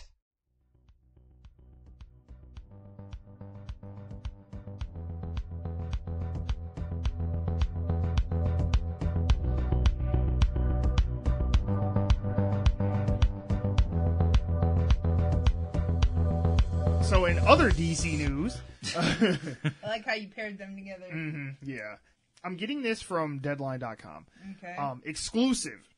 Warner Brothers is dating their next rendition of Batman for June 25th of 2021. And this is... 2021? Oh, yeah. They've been talking about making this movie since 2017. What the hell? Oh, I know. I hope you didn't think this was coming out soon. She's all upset now. Oh, yeah. Like, what you mean 2021? What the fuck? Yeah, yeah. It's going to be another 2 years before we see this shit. If it good. Then their choice in Batman can change drastically. Well, yeah, we're going to get there. Yeah, for June 25th of 2021. This is the one that Matt Reeves has been attached to as a writer and director. Ben Affleck, we hear, will not be donning the Dark Knight's tights after playing the Cape Crusader in Batman vs. Superman, Dawn of Justice, Suicide Squad, and Justice League. And that's because this movie will focus on a younger Bruce Wayne. That and Ben Affleck's probably still in fucking rehab for alcoholism, I but think I just made that joke. but we were gonna ignore that. Then Ben Affleck actually put out a tweet saying, excited for hashtag the Batman in summer 2021 and to see at Matt Reeves' LA vision come to life. So yeah, he's pretty much like, yeah, I'm done doing this shit. And I'm like, really? You announcing it through a tweet? I'm like, what are you, fucking Trump? Like, what is this shit? I'm like, you couldn't come out and do like an interview and be like, yeah, you know, whatever. Like, no I've decided reasons. to part ways. Right? They gave him his phone back while he was in rehab. He's like, I gotta make this tweet about Batman real quick. But 5 minutes. But yeah, so since we know that Ben Affleck is officially out, we've played the will he, won't he game with this for like 2 years now. So now it's finally official. Confirmed. Like Facebook official? Yeah, confirmed that he will not be in the movie. So I'm okay with that. As much as I like Ben Affleck as Batman, yeah, I'm okay with him not coming back because he didn't quite do it justice. Dawn of Justice. No, I like Ben Affleck as an actor. I liked what they were trying to do with him in BVS. I don't think it quite worked. But then when we fast forward to Justice League, he seems like a completely different character by that movie. Yeah. Like, that's not the same Batman from BVS. Right. That's what I mean. I liked him in BVS as Batman. Sure. But yeah, no. at this point, no. Now, with that being said, do you think that Warner Brothers forced him out, or he left on his own accord? Was they just like, man, look, you can't? I think it was kind of a mutual thing. Yeah. Like, I think that Ben Affleck does not have the... He's never really done, like, a franchise kind of thing. Yeah. He's more of a freelance. One-hit movie. Yeah, no, pretty much, freelance yeah. He's like a go. free agent. Like, I'll come do this one movie, and then I'm going to go make whatever. I think it was, okay, you can either quit or we're going to fire you. Right. He said, you either leave or get the fuck out. Like, it's going to be one of the two. I mean, I think that there had been, because, okay, you got to remember the timeline of how this all went down. Right. Because originally, Ben Affleck was going to star and direct and write the Batman movie. Like, the whole reason he even did BVS was because he was going to get his own Batman movie to make. Because he's a big Batman fanboy. And he said that he wouldn't make the movie if he felt that the script wasn't right. Then it came out that he wasn't directing the movie no more. And that was my first red flag. And I'm like, oh, well, maybe something's wrong. Because he made it a point to say, if I'm not happy with the script, I'm not going to make the movie. Then he says he's not making the movie. And I'm like, so is the script bad? Like, what are we saying? But he was still writing it at that point and starring in it. Then they brought Matt Reeves on to direct, and Matt Reeves was like, I'm throwing this script out. We starting over from scratch. And I'm This like, is shit. right. I'm like, that's another red flag. And then the title changed about 3 different times. Right. And now he's just not even going to be in the movie at all. And I'm just like, what the fuck happened, man? Like, it was just like a progressive, just bad news after bad news after bad news. It's like, I hope y'all didn't want to see Ben Affleck play Batman again, because It ain't happening. Not happening. it definitely ain't happening now. But all that being said, you know, R.I.P. Batfleck, you know, we will miss you. Yeah. But that being said, since Ben Affleck is officially out and the hunt is on for a new Batman, we've talked about this before, but we kind of mainly focused on, like, the potential villains that would be in a movie. Sure. Back when we talked about Oscar Isaac maybe being a villain in the movie, Sure. and who he could play, and yada yada. Now, this time, we're going to cast Batman. But, before we do that, there's already been rumors of people. There was a rumor for a while that Jake Gyllenhaal was going to play Batman. But he's like, I'm going to go get that Marvel money. I'm going to be Mysterio. Fuck what y'all talking about. He's like, I'm done with this Batman bullshit. Now there's rumors that... Tell the people, because you're your favorite. Robert Pattinson. The fucking Edward Cullen from The Twilight. Mr. Sparkly himself. No, absolutely not. He's rumored. Yeah, and then there's another one. And Nick Jonas stepped up and offered Oh, to be God. Batman. Nope. It was like, didn't nobody ask, sit your ass down. Didn't nobody even kind of think, like... Yeah, nobody asked him. He offered. He's been in some TV shows, I think, but I don't think he's ever been in a movie, not one that I've seen. And it's just like, you have not done anything to show that you are an actor to carry a franchise on your own. Especially the level of Batman. Thank you. Yeah, we don't need another bad Batman. No. He said, they got me in capes. I'm like, no, hell no. You know what, though? For the names that have been, like, rumored and tossed around, I'm just like, who is, like... Who's asking for this? Who is the casting agent for this movie? I'm just like, why is this even being like, oh, they're in talks? Like, why is you even calling them? Like, yeah, right, no. like, they need to be fired. Right, thank you, because I'm like, man, get Ben Affleck back for this. If this is what y'all finna go for, like, right. Get his old ass back. Jesus. I'm like, I still say bring back Michael Keaton like, personally, nigga, but that's I say Keaton. Keaton could work. That's just me. I mean... Colin Farrell might be okay, too. Who'd you say? Colin Farrell. I thought you said Will Ferrell. I know. That would be like stake to my heart. Oh. I would never watch Batman Will ever Ferrell again. and John C. Reilly Oh, is Batman and God. Robin. No, Hell yeah. Oh, no. my He said they God. already fucked up Holmes and Watson. No. They ain't let them do this shit Yeah. too. No. You ain't fucking up the second greatest detective of all time. Hell no. No, So, Colin Farrell. so one of my potential choices was, and I put this out on Twitter, and like some people were with it, and other people were like, I'm not really feeling it too much. Mine personally was Liam Hemsworth, Chris Hemsworth's brother. Okay, yeah. I think that he could be a good Batman. I can see that. Because I think he's got the look, and you know Sure. he's big enough and shit like that. I'm like, I could see him putting on the cape. I can and see shit. that. He's like, hey, my brother's store, I'm Batman. Like, we just making the superhero money. I was just kind of glancing. Mm-hmm. A lot of the top 30 actors in their 30s, they're already in superhero movies. Most of them, Jake yeah. Gyllenhaal, Chris Evans, let's see, Chris Hemsworth, Tom Hardy, Well, yeah. Tom Hiddleston. Clearly, yeah, we James ain't using none of these McAvoy. motherfuckers now. I mean, Well, I don't know. James McAvoy, that X-Men shit ain't going nowhere. He ain't finna be Professor X no more. Shit. He's too short, though. He couldn't play Yeah, Batman. I Well, don't Michael wanna Keaton's see him. short, too, and they kind of just did some camera tricks to make Right. him Yeah. look taller, but... somebody said Tom Cruise could be Batman. Get the fuck out of I'm here, like, man! no. Slow your roll. No, Hell no. no. You know, Tom he was Cruise. almost Iron Man I know. back in the day when they made the first one. You probably played it better. Damn, you don't like RDJ? No, Damn, I don't. Damn. He don't like Iron Man. I don't like Iron Man at all. Okay, that's fair. That's fair. No, I think RDJ is perfect for Iron Man because he's. Yeah, he is. He's a jackass too. So Yeah, but yeah, I think that's what makes it so good because it's like, hey, he's kind of an asshole in real I life. want to say they got like Chris Pine, Chris Pratt, No, all the major no, Chris's they're no, already taken. no. You know, Shia LaBeouf should definitely never be in. Hell no. He died with the Transformers. Hell no. Now he could be Robin. No. I'd give him that before I get look because I ain't finna have Batman running around. No, hell no. Fuck that nonsense. Orlando Bloom. Ugh.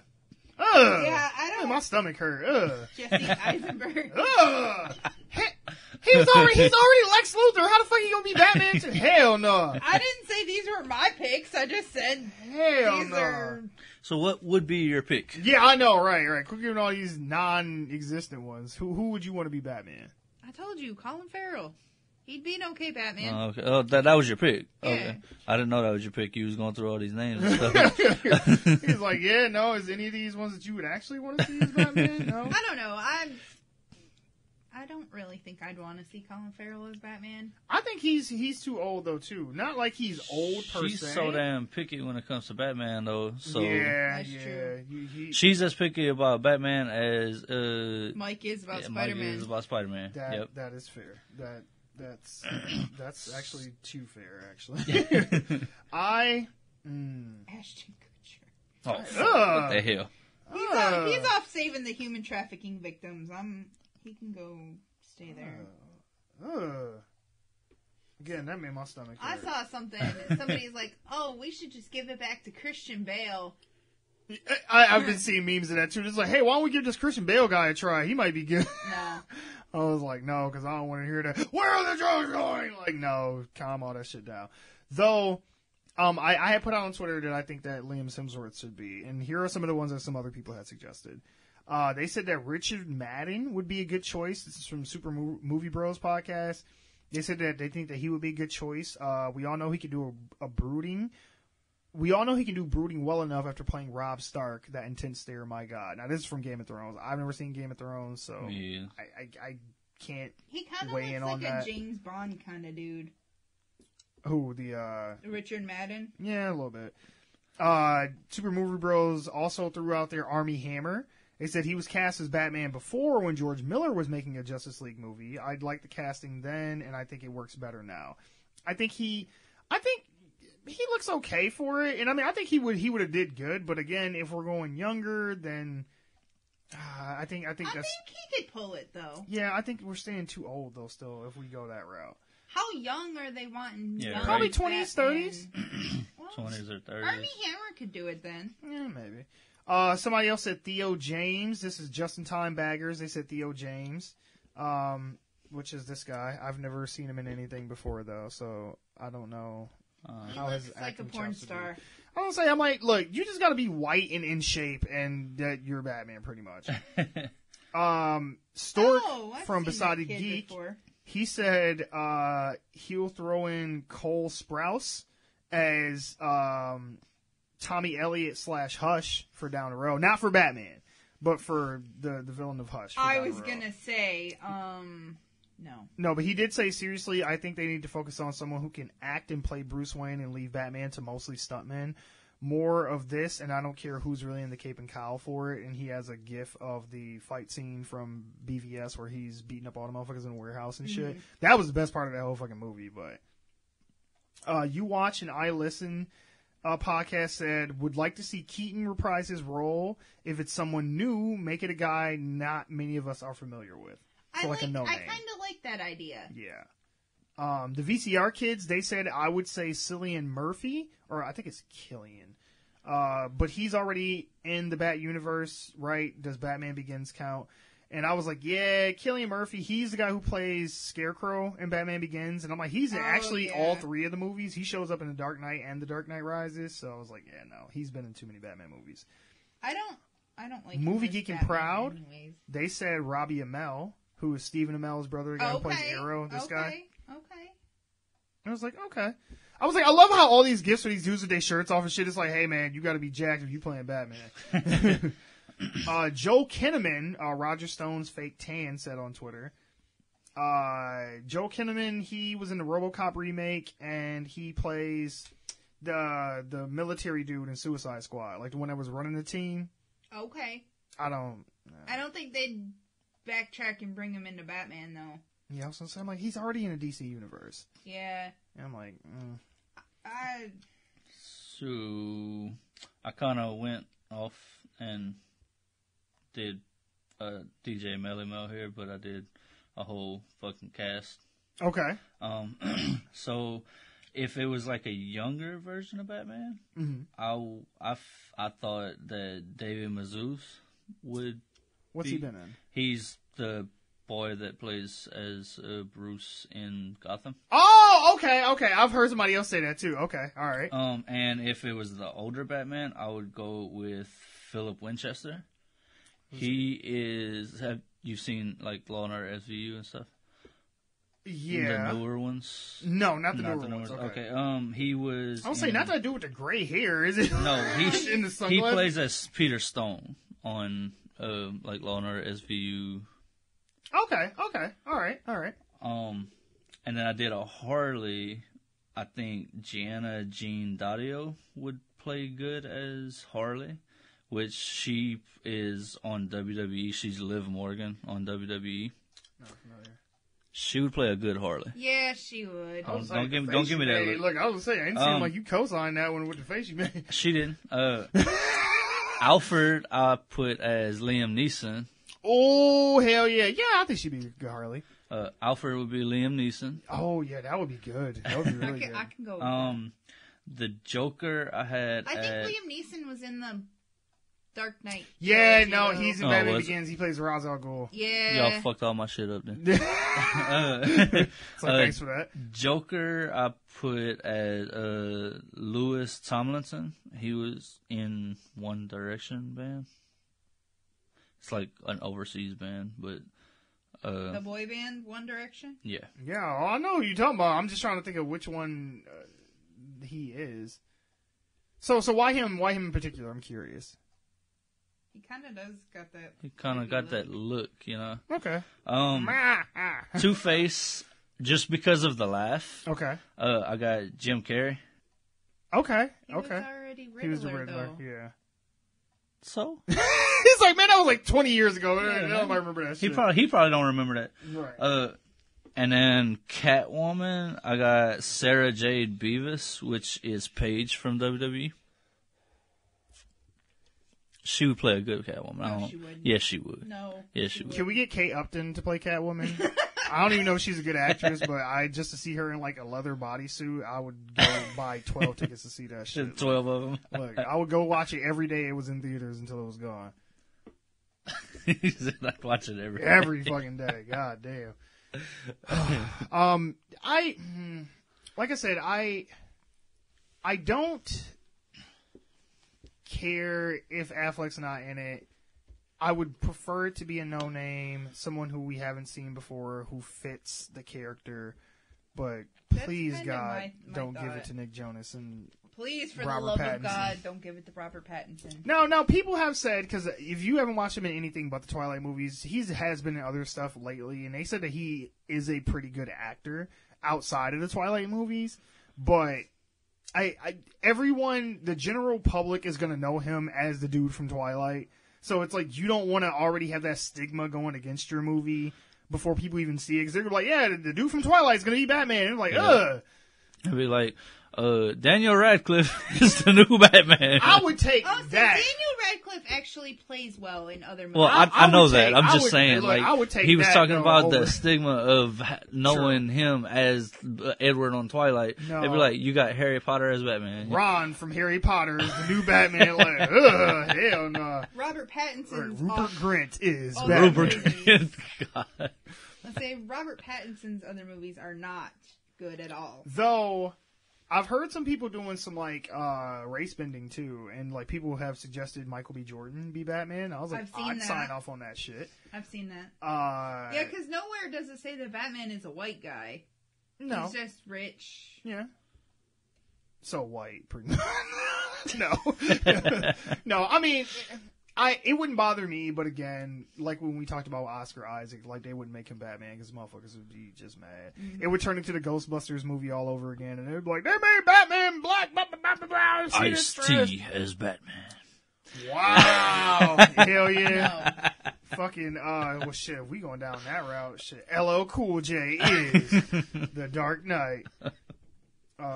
No. He too big to be Batman. Ice He'd be Cube. Bane before he'd be Batman. Right?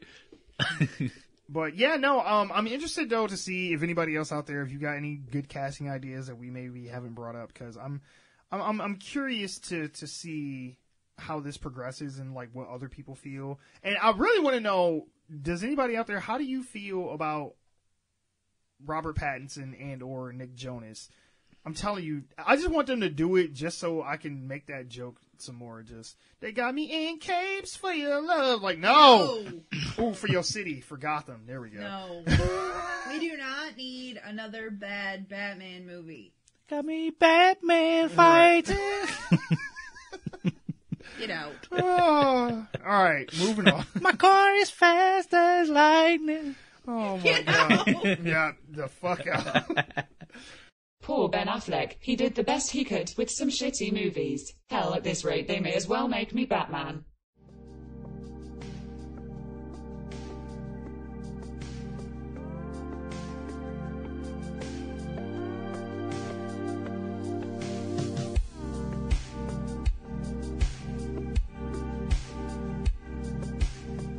Alright, so for this next one, we are getting this from the HollywoodReporter.com. James Gunn is in talks, and I'm pretty sure it's basically official at this point. He's going to be directing the Suicide Squad reboot. It's not going to be a sequel. It's going to be a reboot, I guess.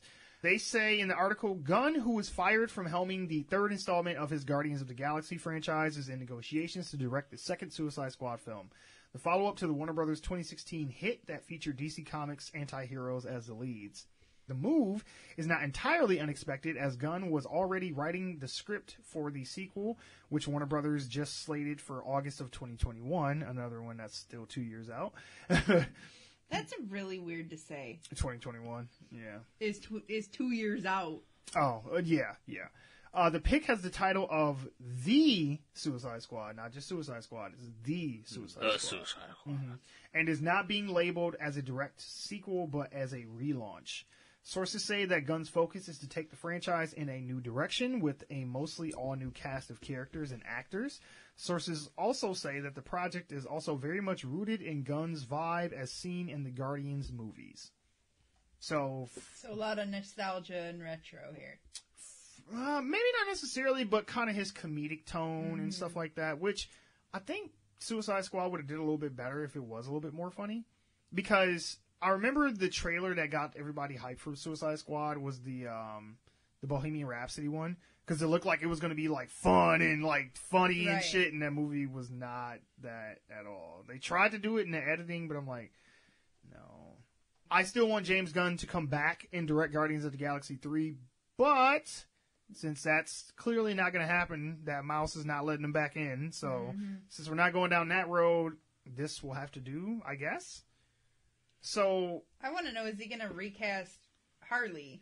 Well, they said it was going to be mostly, if not all, new characters and, actors or whatever. I mean, I think the Suicide Squad does work with his sensibilities as a director. Like, I could totally, because for what he did with the Guardians movies, he can do a teen movie. Yeah. So I can see him doing this, but if we are switching it up and it's going to be some kind of reboot or whatever, if they don't get rid of everybody, I can almost guarantee you that Margot Robbie and Will Smith will probably stay. They're the only two that I really liked, so... We're not bringing Jared Leto bitch ass back. Thank God! No, you want no beef? He's like Harley. Elsewhere. Yeah, he got them fucking tattoos and shit. And that grill. Jeez.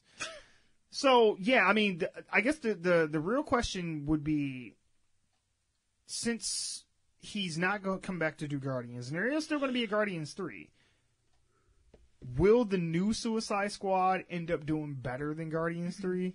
Because I feel like that would be a real fuck you to Disney at that point, because he's like, oh, y'all won't hire me back? I'm finna go make Suicide Squad for you, the competitor, and it's going to be better than Guardians 3. Fuck that movie. Like, no. I mean, Could be. Maybe. Because, I mean... we know that Warner Brothers likes the directors to, play fast and loose with whatever the fuck they want. Well, not only that, but they like stealing motherfuckers from Marvel. They got they got James Gunn from Guardians to do Suicide Squad. They took, why am I blanking on his name? The dude who directed the first two Avengers movies. Blanking on his fucking name. And he came in and finished up Justice League. Joss Whedon. Joss Whedon, thank you. Yes, they stole Joss Whedon away from Marvel and got him to come over and do Justice League. So I don't know. Maybe they'll get the Russo brothers to come do fucking a Green Lantern movie or some shit. Who fucking knows? I don't like this. I don't want him to not be directing Guardians, because I mean that's his baby. Because you remember. When the first one came out, nobody knew who the fuck the Guardians of the Galaxy were. I had no idea. Vin Diesel was going to be playing a tree. Bradley Cooper's doing a raccoon and shit. They fucking put Chris Pratt ass in the gym and made him work out, and he's Star-Lord and shit. It was just like, okay. That movie should not have worked on any level. Like, that should have failed. Got Batista hanging out. Right. You know what I'm saying? It's like, who saw him and was like, oh, he'd be a good comedic actor? Nobody! But that's why I have faith that this will be good, because if you can take these obscure-ass characters that even hardcore comic book fans barely knew who the fuck they were, and make it into a franchise that, are just as popular as Captain America and Iron Man and everybody else. I mean, half the reason people were hyped about Infinity War because the Guardians were finally going to meet the rest of the Avengers and shit. Right. We finally bring them all into the same universe here. Right. So it's like, I believe he can make this cool, The only problem is that what's going to happen with the rest of the DC universe around this? I don't know. DC's taken a very weird turn. Yeah, because they've come out and said, like, oh, we're, as we talked about Aquaman making $1 billion, it's like, well, we're getting away from the shared universe. And there really isn't anything in Aquaman to tie it to anything else. Well, they damn sure wasn't finna tie it back to Justice League. Well, We're gonna pretend that shit didn't happen. There's no mention of, like, any of the other characters. There's no mention of any kind of, like, a shared anything. And I think that worked. Because the way they left it at the end, then you could tie it in later. But it's like if Aquaman. you so chose to. Yeah, if you chose to. Or if not, then you could just make it Aquaman 2 and call it good. Like, it's... The way that they left it open is a nice way to do it. It's how they should have done it in the first place. Like I said, I don't doubt in his abilities to make a good movie. I just don't... I don't know what's going to happen because of the controversy with him and the pedophilia jokes and shit on Twitter and shit. Mm-hmm. I'm worried that might kind of taint people's opinion of the movie before it even comes out, because they're like, oh, well, that's that dude that made him pedophile jokes and shit like that. Like, I'm going to boycott Suicide Squad just because he's doing it. I mean, I don't know. And DC don't need no more drama. Like, they didn't have enough shit. They like, we need a hit and another hit and another hit because we done took too many hits to the face prior to this, so we need a win. Like, we need a bunch of wins. I don't know. If I had, in a perfect world, he could do both and still be doing Guardians and then go over and do Suicide Squad as well. Sure. Because Suicide Squad needs some help, because that movie was terrible. But it was, man. Like, it's like, how do you fuck the Joker up that bad? Like, and the fact that he wasn't the main villain in the movie, too. It was like, who the fuck is Enchantress? Who gives a shit about this bitch belly dancing and shit? Like, I didn't give a... Let's summon a demon. In the trailers, they made it seem like the Joker was going to be the villain of the movie. That's how it should have been. And it was just like, why even put him in it if he's not going to be, like, a main character? He pops up, like, 3 times, and he's just doing some weird shit every time you see him. And it's just like, I guess that's cool. I don't know why he's here, but I don't know. And I hope that this time, too, though, that they don't feel the necessity to throw in the bigger characters into the movie. Right. Because I feel like the Joker and Batman were both in Suicide Squad because they didn't have faith in Deadshot and Harley and them carrying the movie on their own. They're like, well, throw Batman in there and put the Joker in there, too. And it's like, you don't need to do all the only that. reason to put Batman in there is because they put the Joker in there. True. So if they wouldn't have put the Joker in there, they wouldn't have had Batman in there. Yeah, but then how do you have Harley without the Joker, though? That's the point. Yeah, it was like, these characters are all too... They could have pulled a Venom and just be like, oh, it don't matter. we don't need Spider-Man for this. This is Harley's movie. That's not your backstory. All right, no, not at all. No. Joker who? Harley was always this way. She is the Joker of this universe. I don't know. I mean, one way or another, the movie's getting made, and... We'll see how it turns out. I think it'll probably be good because I think he's a good director, but yeah, I'm still not happy that he's not going to be doing Guardians. He wrote the script, but he's not directing it, and I'm just worried that it's not going to be the same. And I'm telling you, if Suicide Squad ends up being better than Guardians 3, I'm like, Disney, y'all fucked up. Mm-hmm. Like, you fucked up. Nobody cared. Nobody gave a shit. It was like these were 10-year-old tweets. It was some distasteful jokes and shit. It wasn't funny, and it was kind of weird. But... Nobody was going to be like, I'm never going to see the Marvel movie again because nobody gave a fucking... Nobody cared. Nope. But, I don't know. But, if we don't bring back... Because Harley's doing her own little spin-off shit. Mm-hmm. If we don't bring her back into the Suicide Squad, who do you think the team should be? Because there's always going to be some villains of some kind. Sure. So... Maybe, I don't know, throw the Reverse Flash in there. The Penguin, Sinestro or some shit. Oh! That's a good idea. I know you were just talking shit, but that's actually a good idea. I would go see that. He could be the Killer Croc of that movie. Yeah. That's actually really good. They won't do it because No, that's a of good course idea, but no, but that's good. Or even what's another Batman villain that we've not seen in the movie before? Clayface. Clayface, that'd be a good one. Clayface is a good one. Oh man. Damn, I'm still stuck on that Man Bat. That would be dope. Man Bat would be the shit. Because I remember from the animated series, Yep. like when Batman fights Man Bat, that whole arc was Yep. dope. Oh, and then you bring Morbius in from the Spider-Man universe. No. Now you just went too far. No. Because I was going to say, because Jared Leto's like, well, if I can't be the Joker no more, I'm going to go be Morbius in this Venom verse or whatever the fuck we're calling this bullshit. Shut up, you love that movie. I love how he saw me to shut up. I didn't say shit. I saw your eyes get big. Ra's al Ghul. Okay, so we can have Roz, Man-Bat, Clayface. We gonna have all the Batman villains. Reverse Flash. We need like one more. Anarchy. Who's Anarchy? I don't know. It says right there. Anarchy. He was like, I don't know. It's like whatever Wikipedia said. Like I don't know What's what the fuck is it. Fictional Superman character villain appearing in that's- comic books by DC. Where he's like the bad Superman. First appeared in Detective Comics number 608 as an adversary of Batman. Oh yeah, no, he's another Batman villain. Bizarro. Yeah. Okay, so we got Bizarro, Man-Bat, Clayface, Reverse Flash, and shit. Who else do we say? Ra's al Ghul. And Ra's al Ghul. So like three All Batman Batman. villains, a Flash villain, and a Superman villain. There Sounds you go. good. Let's go. Right, and bring Viola Davis back. She was a good Amanda Waller. Signed, sealed, delivered. Wrap it up. Let's go. Yep. I like it. I was gonna say, well, I'd sign off on that. Yeah. But anyway, yeah, kids, if you got some casting ideas for the new Suicide Squad, let us know. And I would love to tell you why you're probably wrong about it. No. But, I mean, we're going to give it a shot. Here's hoping. Fingers crossed. Fingers crossed. All right, moving on. One day I too will be fired from this job because of an off-color remark I made about the humans. Here's hoping.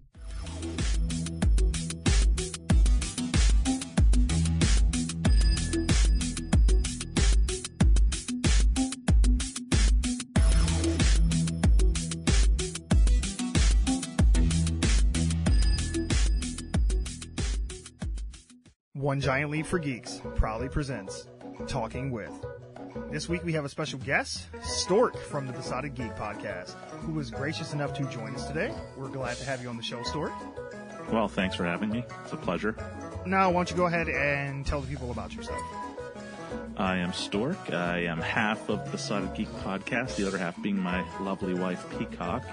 Those are not our real names. We talk about pop culture. We make up drinks that go into the movie or TV show we're reviewing that week. I have a drink for One Giant Leap for Geeks, if you'd like to hear about that. Ooh. Yes, it is the OG LFG. And it is half ounce of orange curacao, 3 ounces of gin, a lemon twist for garnish, 1/4 ounce Fernet Branca, which is what Alfred likes to drink on his little vacations in Dark Knight Rises, the French cafe, and fill that with ginger ale. And all those letters spell out OGLFG. So there you go. You know, it's funny, I was curious when you said that you were making a cocktail for this. I was like, this is going to be like based off of our personalities from like the liquor content. It's like, yeah, like I put a lot of tequila in it, a lot of tequila. It's not bad. It's not bad. Yeah, you're going to have to send me the recipe for that because my girlfriend wants to try it. I'm like, hey, Cool. we have a drink made after our podcast. We should totally drink it. Okay, so before we get started, as you know, the internet is made up of zeros and ones, so everything is in binaries and absolutes. So you're either the worst thing ever or the best thing ever. There is nothing in between. There is no gray area. So that being said, we need to place you into some kind of stereotype box. So I got some questions for you, and we'll go ahead and start from there. Sounds good. All right, first up, Street Fighter or Mortal Kombat? Street Fighter. Why? Not movie. Video game. That's just the one I grew up with. I was a Super Nintendo kid, not a Sega kid. Okay, that's fair. I mean, you know, it's okay to be wrong, and I'm sure there's going to be a lot of that throughout this. It's all good. Yeah. I am not, my opinions are not very popular. We're going to get there. You just Oh, wait. boy. Next one is Aquaman or Namor? Aquaman. Ooh, okay. Who's Namor? I mean, That's fair. Even when people bring his name up, he's like, "Oh, me? Oh, I'm sorry." I mean, I know him, but come on. Sure. But do we though? Does anyone really know Namor? He's more of an idea. That's deep. It's a mantle that's passed down from generation to generation. You are the Namor now. Like, no! I don't want that. Nobody wants it. Hunger Games or Battle Royale? Oh. I don't even know what Battle Royale is. Is that like wrestling? Is that a wrestling term? No. It's basically the Japanese version of the Hunger Games. It's like set in this like future where like the kids have to fight each other, but it's like in schools more so than like districts. And it's kind of like the same concepts, you know, there's not like a tribute per se, but it's just kind of like a full on, you know, like it's just every man, woman for himself type thing. That sounds really cool. I think I've heard of it before, so I'll go Hunger Games. I was going to say, Hunger Games is, right. Hunger Games is basically a ripoff of Battle Royale, some would say, but, you know, whatever. Now, this one's probably going to be a bit easier and a more obvious answer, but beer or liquor? You know, we do tout liquor on our show exclusively, but behind the scenes, we're drinking beer all the time, too. So, I still have to go liquor. Yeah, I was going to say, if you would have said anything else, I would have believed you're not being true to yourself. Liar. All right, this is lies and deceit. That's what we do here. All right, and then one more kind of versus one, because it's kind of like the Hunger Games Battle Royale thing. Deep Impact or Armageddon? God, I hate both those movies so much. You bite your fucking tongue. See, what did I say about being wrong? Deep Impact. What? How can you... Okay, now look. Armageddon, just off the strength of the fucking soundtrack, should have just been, like, an easy answer. I mean, who doesn't love that fucking song by, oh, goddamn, I'm blanking on the name. I was just at a bar the other Steven night. Tyler? Yeah, Steven Tyler, yeah. I was like, the guy with the lips and the hair. What's his name? Mick Jagger? Right, pick one. No, it doesn't make sense. You have astronauts and you have oil drillers and you need to blow up the moon or whatever the hell the story is. And Sure. instead of training the astronauts to drill a hole, you train the hole drillers to become astronauts. It makes no sense whatsoever. Okay, that's fair. And you know what? I'll give it to Deep Impact just because they were progressive and they had the first Obama before Obama, like Morgan Freeman's president in Deep Predicting Impact. the future. like I'm sure Obama saw that and was like, it can happen. Like, yes. It's like it'll take a meteorite destroying the Earth before we'll elect a black president. But when that time comes, I'll be ready. It's like, somehow they'll blame this on me. Right. Oh, of course. Yeah, of course. Okay, now we'll get into the serious stuff. As serious as this is going to get. Okay. Why don't you just go ahead and tell us, like, what inspired you to start your podcast? Oh, wow. As cliche and probably corny as it's going to sound, is Kevin Smith. Really? Yeah. I had listened to podcasts for a few years. Mm-hmm. Maybe 5 years I've been listening, 3 years recording. Mm-hmm. And Tell 'em Steve Dave was my favorite one for a long time. Okay. But seeing Kevin Smith talk about, he was doing one of his interviews where he's on stage and he's getting questions from the crowd, and one woman stood up and said, "Your podcast saved my life," and he was like, "That's awesome. I hear that from time to time, but it never doesn't floor me." And then he went on to say, like, anybody can do this. All you have to do is have a voice and put it out there, and this could happen to you. And that really struck home with me. I was just like, it would be so cool to touch somebody like that. And that's kind of what spurred us on to do it. We had been kind of toying with the idea, and that was when I was like, yeah, let's give it a try. Show me on the dial where Besotted Geek touched you. Yes. As soon as I said that, I knew it sounded bad. Oh, yeah, no, I was just waiting for you to finish so I could be like, oh, yeah, he's setting me up already for a good joke. it's funny because I kind of similar. I listen to a lot of Fat Man on Batman, Hollywood Babylon, stuff like that. It wasn't until maybe a year or two ago where I really started listening to the Joe Rogan Experience a lot. Okay. Which, sidebar, someone on Twitter from another podcast said I sound like Joe Rogan, and I was like, you're high a lot, aren't you?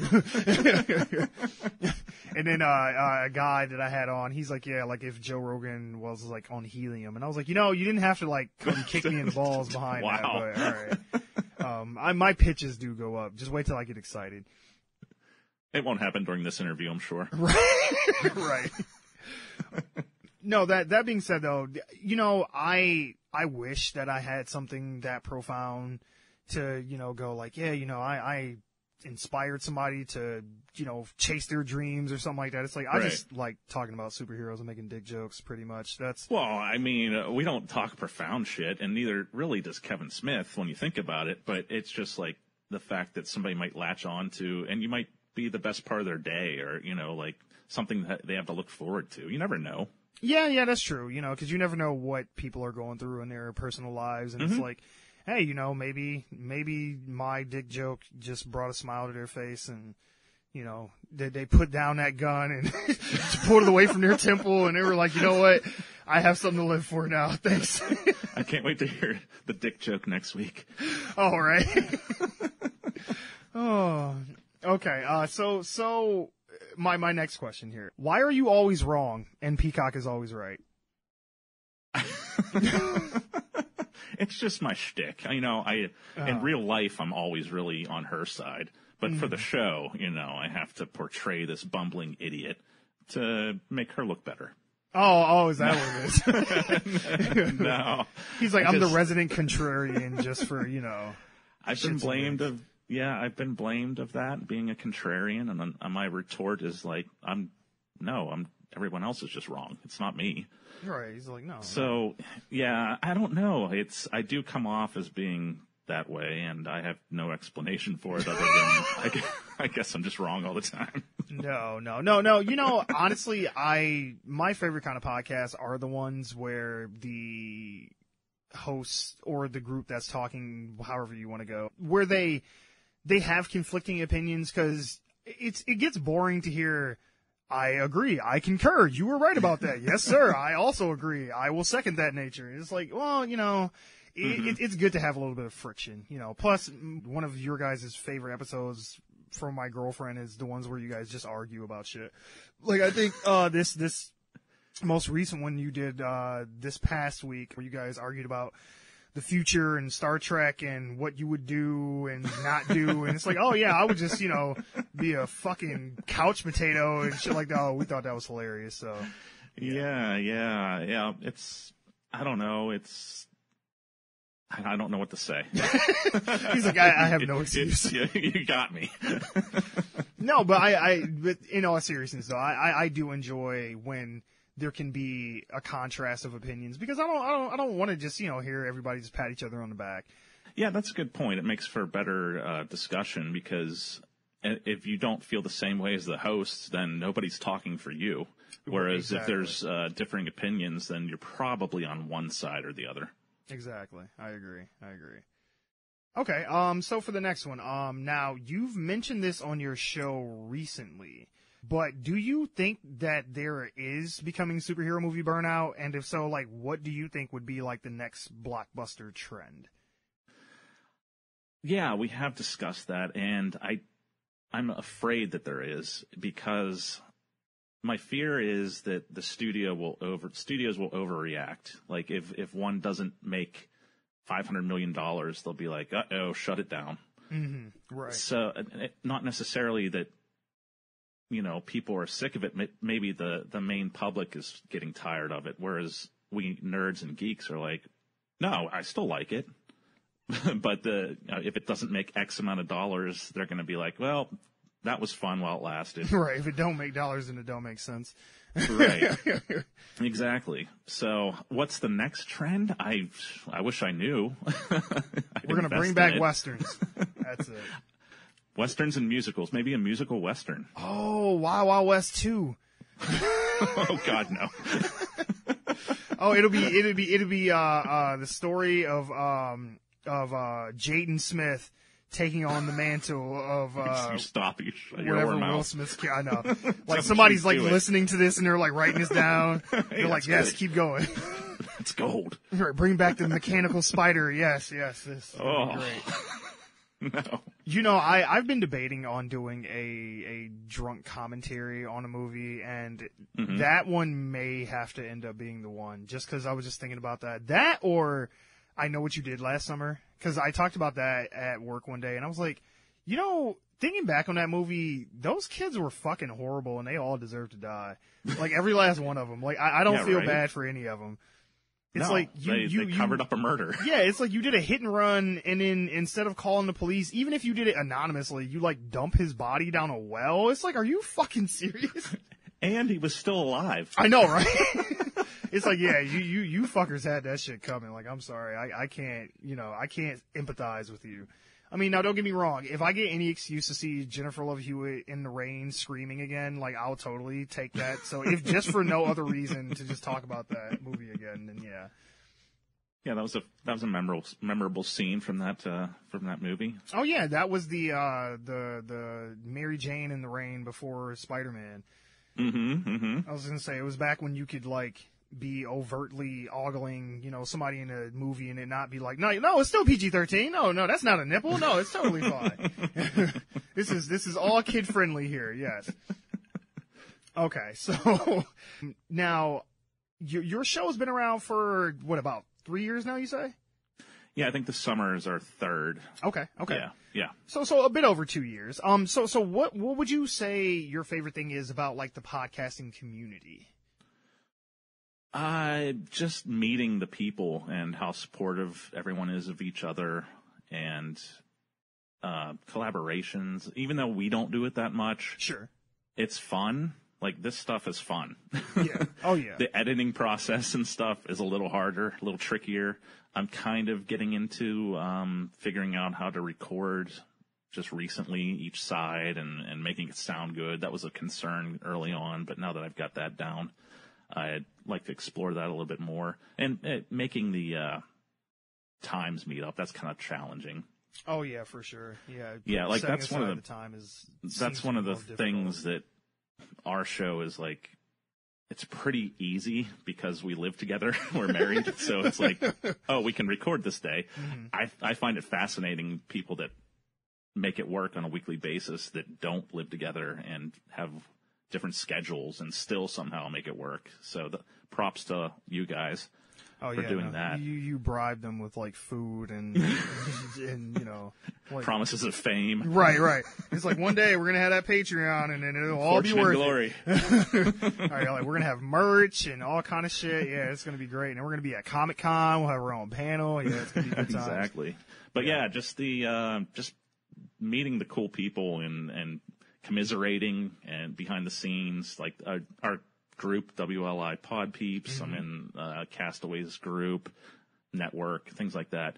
And otherwise, I'd never know you guys. And that's just, I don't get out much. I'm pretty much a hobbit. Did I say hobbit? No, I meant hermit. Well, same thing. They never left the Shire, so you know. Yeah, but I'm taller. How tall are you? Almost 6'4". Oh, okay. Holy shit, yeah. No, you're huge. All right, yeah, I was going to say I'm like 5'11", so yeah, no, you make me more of a hobbit than any of them. Yeah, you'd be my Gandalf. There we go. Yes. Don't tempt me, Frodo. Right. Nice. Deep cuts. Okay. But yeah, just the people. Yeah. Yeah, no, I would agree with that. You know, this is going to sound terrible, but actually some of my favorite parts of being in the podcasting community is because, look, I grew up on World Star Hip Hop, so like drama is like some of like my favorite things. It's like, you know, there'll always be some like little like beef between somebody and somebody else. And I have been, unfortunately, the cause of some of it. Not directly, more so indirectly at times, but no, yeah. It was totally you. Yeah, I know, it was my fault. But you know, it's not like I want to see people fight, but I don't know, like I was saying earlier about the contrasting opinions. I like community because of conflict to such a degree. You know, it's like not because I want to see people argue and, you know, pick sides and all that kind of stuff, but I don't know. I'm morbid. I get, you know, entertained by shit like that. I'm sorry. I grew up with reality television and shit, so watching people fight is just, you know, it's entertaining to me now. Well, I mean, it's pretty hard to find a walk of life where there's not conflict anyway, so it just transfers over to that side of it, I guess. Well, I don't know. I've never seen two sloths beef over anything before, though that would be interesting. It's just coming at each other in super Very slow. All right, my next question is, who is your favorite superhero and why? Oh boy. Yeah, it's pretty boring, but I gotta go Batman. Okay. It's just because he's not a superhero. He's a regular guy, so that's something that anybody could really aspire to, unless you're broke. Is he though? Yeah. Is he though? Because I mean, yes, he has the gadgets and all that stuff because he has money, but he knows like 120 martial art styles. Is he even human at that point anymore? Well, if you could put in the time and the effort, I think it's. I mean, he's obviously the peak of intelligence and knowledge in the martial arts and everything like that, but I don't know. I mean, he's like Sherlock. I don't want to say Bruce realistic. Lee. Yeah, exactly. That's a good way to put it. And a bunch of other shit like all rolled into one. At that point, I'm like, yeah, you're not like the rest of us. I also like Gambit, and that's an oddball choice, but I was a big card player growing up, and I always thought that was just a cool power to have if you could just like have a deck of cards in your pocket and turn it into a weapon. So on the Marvel side, yeah. Okay. I like that. I like that answer actually, because Gambit doesn't get enough love. I mean, he got a good, you know, spotlight shown on him on the X-Men animated series, but oh, that's where I grew up with them, and I loved them. Yeah, but in the comics, they don't really do much with Gambit all that much. And in the movie side, Jesus Christ, don't get me started on X-Men Origins. No, don't do that. And supposedly, I mean, now who knows? Now that Disney's bought Fox, but for like half a decade, they've been swearing they're going to make that Gambit movie with Channing Tatum, and I'm like, yeah, that's never going to fucking happen. Yeah, and I don't. I'm fine with that not happening. I know, right? I'm like, would we really want that though? My all-time actor for Gambit would be a young Dennis Quaid. Ooh, that I don't know why you say that, but I'll go with it. If you look up a movie he did, The Big Easy. He played a Cajun cop. Okay, I'm familiar. Okay, now I can see it because I'm just like, Dennis Quaid. I was like, all right. I would have took like Waterworld era Kevin Costner personally, but you know, that's just me. Yeah, Costner could work. And they were both in the far superior Wyatt Earp movie, Wyatt Earp. Yeah. Not Tombstone. Yeah. Oh, shots fired. Shots fired. Oh, I actually love Tombstone. Another popular opinion of mine. I know. I was going to say, like, man, I might just have to drop this whole interview now. Well, thank you for joining us for another edition of Talking With. This was, no. Okay, so if you had unlimited time and resources, what would you do differently with your show, or what would you add to it that you currently can't do now? Time and resources. So this is like... And money, sure, if you want to count. Peacock doesn't have to work anymore, yep. And we can just focus on the podcast. Yeah, and you have like all the social clout that you would need to have anybody that you could get on the show, anything. Yeah, I'm not a big interview guy. Like... I mean, I love talking about myself, don't get me wrong, but... Oh, sure, yeah. No, I honestly don't know how different... maybe a little more preparedness, things like that. We want to do more with what we've been doing as far as coming up with drinks and stuff like that. The plan was to, or is to, we still may do, is to come up with, make a book, recipes, cocktail recipes, kind of dive into more movies that aren't necessarily the kind we cover typically, because we're kind of tied in this whole thing where we cover a franchise. So that's kind of limiting. Mm-hmm. Although every other week we kind of do like a newer movie, but maybe like looking back on more classics and things like that. And Wyatt Earp. Exactly. Maybe just branching out the brand a little bit more. Things like that. Book. I don't know. I'm not a huge video guy. Sure. I've got a face for podcasts and a voice for newspapers. But Nice. Nice. You know, it's funny because I've had somebody ask me this in the past, like, you know, like if you could have, you know, if you could do anything you wanted to do with your podcast, like what would you do? Like, I know some people aren't going to like this answer, but I would do it live. Like if I could have like a live audience to react to my dick jokes, I would be in in heaven. But that would be cool. I just don't think anybody would show up for us. Yeah, that's fair. Yeah, it'll just be Amber in the audience sleep. She's like, you guys are great. You're the best. She's just pushing a button with the canned laughter and applause. She's wearing those Homer Simpson glasses with the eyes painted on them. No, what's interesting about that though is I actually enjoy listening to live podcasts, but I've seen, especially on Reddit, I've seen people talk about like, you know, like I think there was a thread about like what is like something that instantly turns you off to a podcast, and like the most upvoted response was like when it's live because they don't care for how the audio comes out, and I'm like, I can understand that, but I'm not an audiophile per se, so that doesn't bother me as much. Yeah, I get that point though. If you're used to something crisp and clear, and it's, I don't know, but there's ways to do that better. So if you have unlimited resources, you can do a good live show. Yeah, I agree. It's my I guess my thing is like or even if it's like in studio audience, like maybe not necessarily in some big huge auditorium with like, you know, crazy acoustics and stuff. There's like that. definitely an energy that adds, I would assume. Oh yeah, for sure. You know, because it's funny. Benoit, one of our co-hosts, when he first came on, sorry Ben, I'm going to throw you under the bus. When he first came on, one of the things he had asked me was, he was like, you know, like, when you laugh at stuff, he's like, are you genuinely laughing at it, or are you just like doing it to like humor us? And I'm like, no, I won't laugh if I don't think it's not funny. Like, I don't, I'm just like, you know, like I just have a laugh track of myself that I just insert into the podcast. Like, no, like you know, and plus too, I think it helps give the host stuff to feed off of when they have that kind of back and forth interaction. Kind of like stand-up comedians, especially when you're kind of a comedic type podcast. It's like, you know, it's good to have something to feed off of.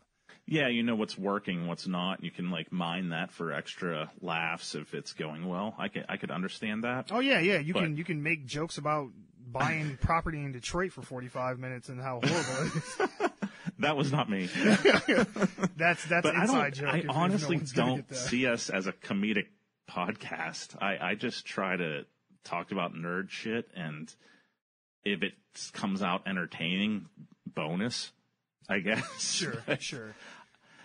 Yeah, it's mostly, I mean, obviously you're talking to a microphone, so that's different. You know you're not capturing it's like reality TV. That you're not getting reality because they know there's cameras on them and microphones, and it's being broadcast. So when you're doing the podcast, you know that this is being broadcast in the back of your mind. So I don't think it's 100% what you normally are like, but it's close to that for us anyways. Yeah, because you know you're performing for an audience. Right. You know, it's like, because that's one of the things I've talked about on our show. It's like, you know, I don't want it to just be, because I've listened to, because, you know, being a part of the podcasting community, especially being an indie podcast, you know, a lot of times podcasters will go listen to each other's shows and leave reviews and stuff like that. And I've listened to a lot of podcasts this last year, more so than I have in my entire life. And I've listened to some, which will remain nameless, that, you know, it's just like they're just talking. And it's just like, I'm not getting anything from this. I like feeling like I'm a part of a group of friends and I'm listening into a conversation. Yeah. To a degree, though. Like, I have to feel like you're talking to me as the audience and not just to each other. Mm-hmm.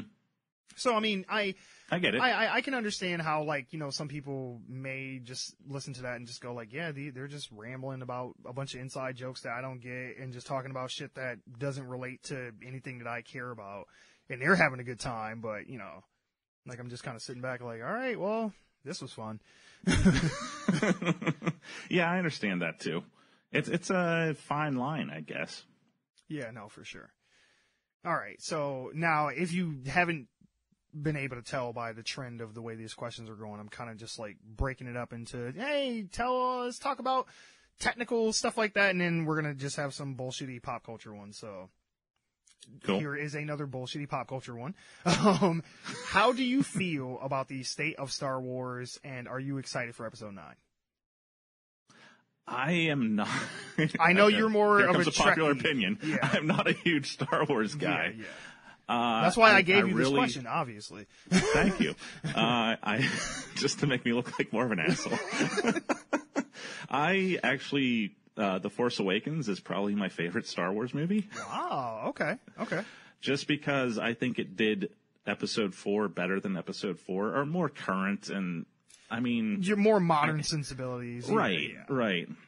And so I love that. The last one I didn't care for as much. The Rian Johnson one, and that actually is a somewhat popular opinion, or else it's voiced by all the dickheads. I don't go, I'm like, oh, this is bullshit. Yeah, You these ruined fucking Luke. SJWs ruin Star Wars and diversity. Yeah, blah, I don't blah, care. blah. I just don't think it was that great of a movie. Yeah, no, because I'm like, even if just you on the take all that surface. other shit out, it's just like, Mhm. I think what the problem with The Last Jedi is that it went too far out of its way to try and subvert our expectations of what a Star Wars movie is and who these characters are, all to by the end go like, just kidding, Rey will still go with because it kind of had this thing of, we're kind of making gray area. Like, there are no more absolutes. There's no, light side, dark side. Everybody's kind of somewhere in between. Anybody can be a Jedi. Right, exactly. Like, Luke is not this all-powerful, holier than thou thing that everyone's built him up to be. Mm-hmm. But by the end, that's what the kids are talking about, oh, Luke Skywalker took on the whole First Order by himself. And then it's like, and Rey doesn't side with Kylo to do something different. She's like, no, you are the darkness and I am the light and yada yada. So I'm like, they subverted all this stuff that we came to expect, all to just kind of cop out at the end and just go like, just kidding. Like, we're gonna stick to the formula. And I'm like, then what was the point of the whole movie? Yeah, and that whole casino scene sucked. Oh God. Don't even get me started. It's funny because when I started this podcast, because people ask me like what made me want to start doing it. When I started this, my episode 0, because it was just like, I don't even know if I'm going to do this for real, and I just got to get this off of my chest. But I was just, I was bitching about Batman, and then the first actual episode was about Star Wars and how I hated The Last Jedi so much. And I talked about in that how I did enjoy The Force Awakens, but I was really disappointed. Maybe because of the marketing, because I was excited to see, not Poe, but, Finn. I was excited to see, I thought Finn was going to be our protagonist. I was like, this is going to be really cool to have, I don't know, a young Sam Jackson, because, in the first trailers, like, you see him with a lightsaber and everything else, and he's going up against Kylo, and I was like, this is going to be cool. Like, having somebody who was a stormtrooper who was trying to go to become a Jedi and all this stuff, I was like, that's a cool idea, but they do nothing with it. And then in The Last Jedi, he even in The Force Awakens, he's just this bumbling, goofy, like, comic relief. He's the Jar Jar Binks of the new Star Wars franchise. Wow, let's not go that far. I mean, okay, minus the Misa accent. I mean, he's basically that character. Because anytime he pops up, it's for a joke. It's never, they try to make it seem like they have some kind of serious something or other with him and the lady from the First Order. I liked him and Rey's relationship in the first movie, and then there was nothing in the second movie. Yeah. And there was nothing with him and Poe, and I liked their relationship in the first movie, and there was nothing in the second movie. See, so that's like where they really dropped the ball. Also, for me, people were Finn shipping just got them thrown into a crappy side act. Oh yeah, he was on a what is the term? A mission that made no sense. Yeah, what is the term they use for in video games? He was on a escort mission pretty much for like half the movie, and I'm just like, what is this? Mm-hmm. And no, I see. It was funny because people were shipping Poe and Finn for a while, and I'm like, I would have took that if y'all would have made them a couple. That would have been more than what you did with anything else, because he has this random love story with the Rose girl, and I'm just like, where did that come from? That was like completely out of nowhere. It's like, I love you. Like, wait, what? Yeah, that didn't make sense. I'd rather see him teaming up with Ray more, or even Poe. Anything else? Yeah. They didn't do, yeah. And like, that actress got a lot of shit, which was really shitty. Which I don't know why. I'm like, hey man, she can't help the way they wrote her character. It's like, exactly. If you want to bitch about it, bitch about the writing, but don't like attack the actresses or actors or anything like that. It's like, I didn't write the shit. I just got a paycheck to act it. Right, but that's the thing. That's why I'm surprised anyone ever signs on to do these Star Wars movies, because the fan base is so volatile that no matter what you do, somebody's going to be pissed off. So I'm like, I don't even understand why people even sign up for this shit. It's like, you must be some kind of masochist. Like, you're just a glutton for punishment, because that's why I love Star Trek. Nobody cares. No one's passionate enough about it to bitch, so. Exactly. Oh, that's good. That's good. But I mean, are you looking forward to the next one? Oh yeah. I mean, I still like the movies. I still go. I've seen, I won't say every one of them in the theater. The first one I saw in the theater was Return of the Jedi when I was a kid. I was born in 1978, so I was past the first one, too young for the second, probably too young for Return of the Jedi, honestly, but I still saw it in the theater. Sure. I think I saw all the prequels even. And then, yeah, I've seen everything since then. So I'm a fan. Mm-hmm. I'm just not rabid. Okay.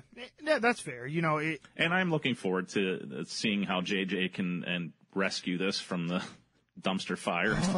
Actually, I don't think the second one's horrible.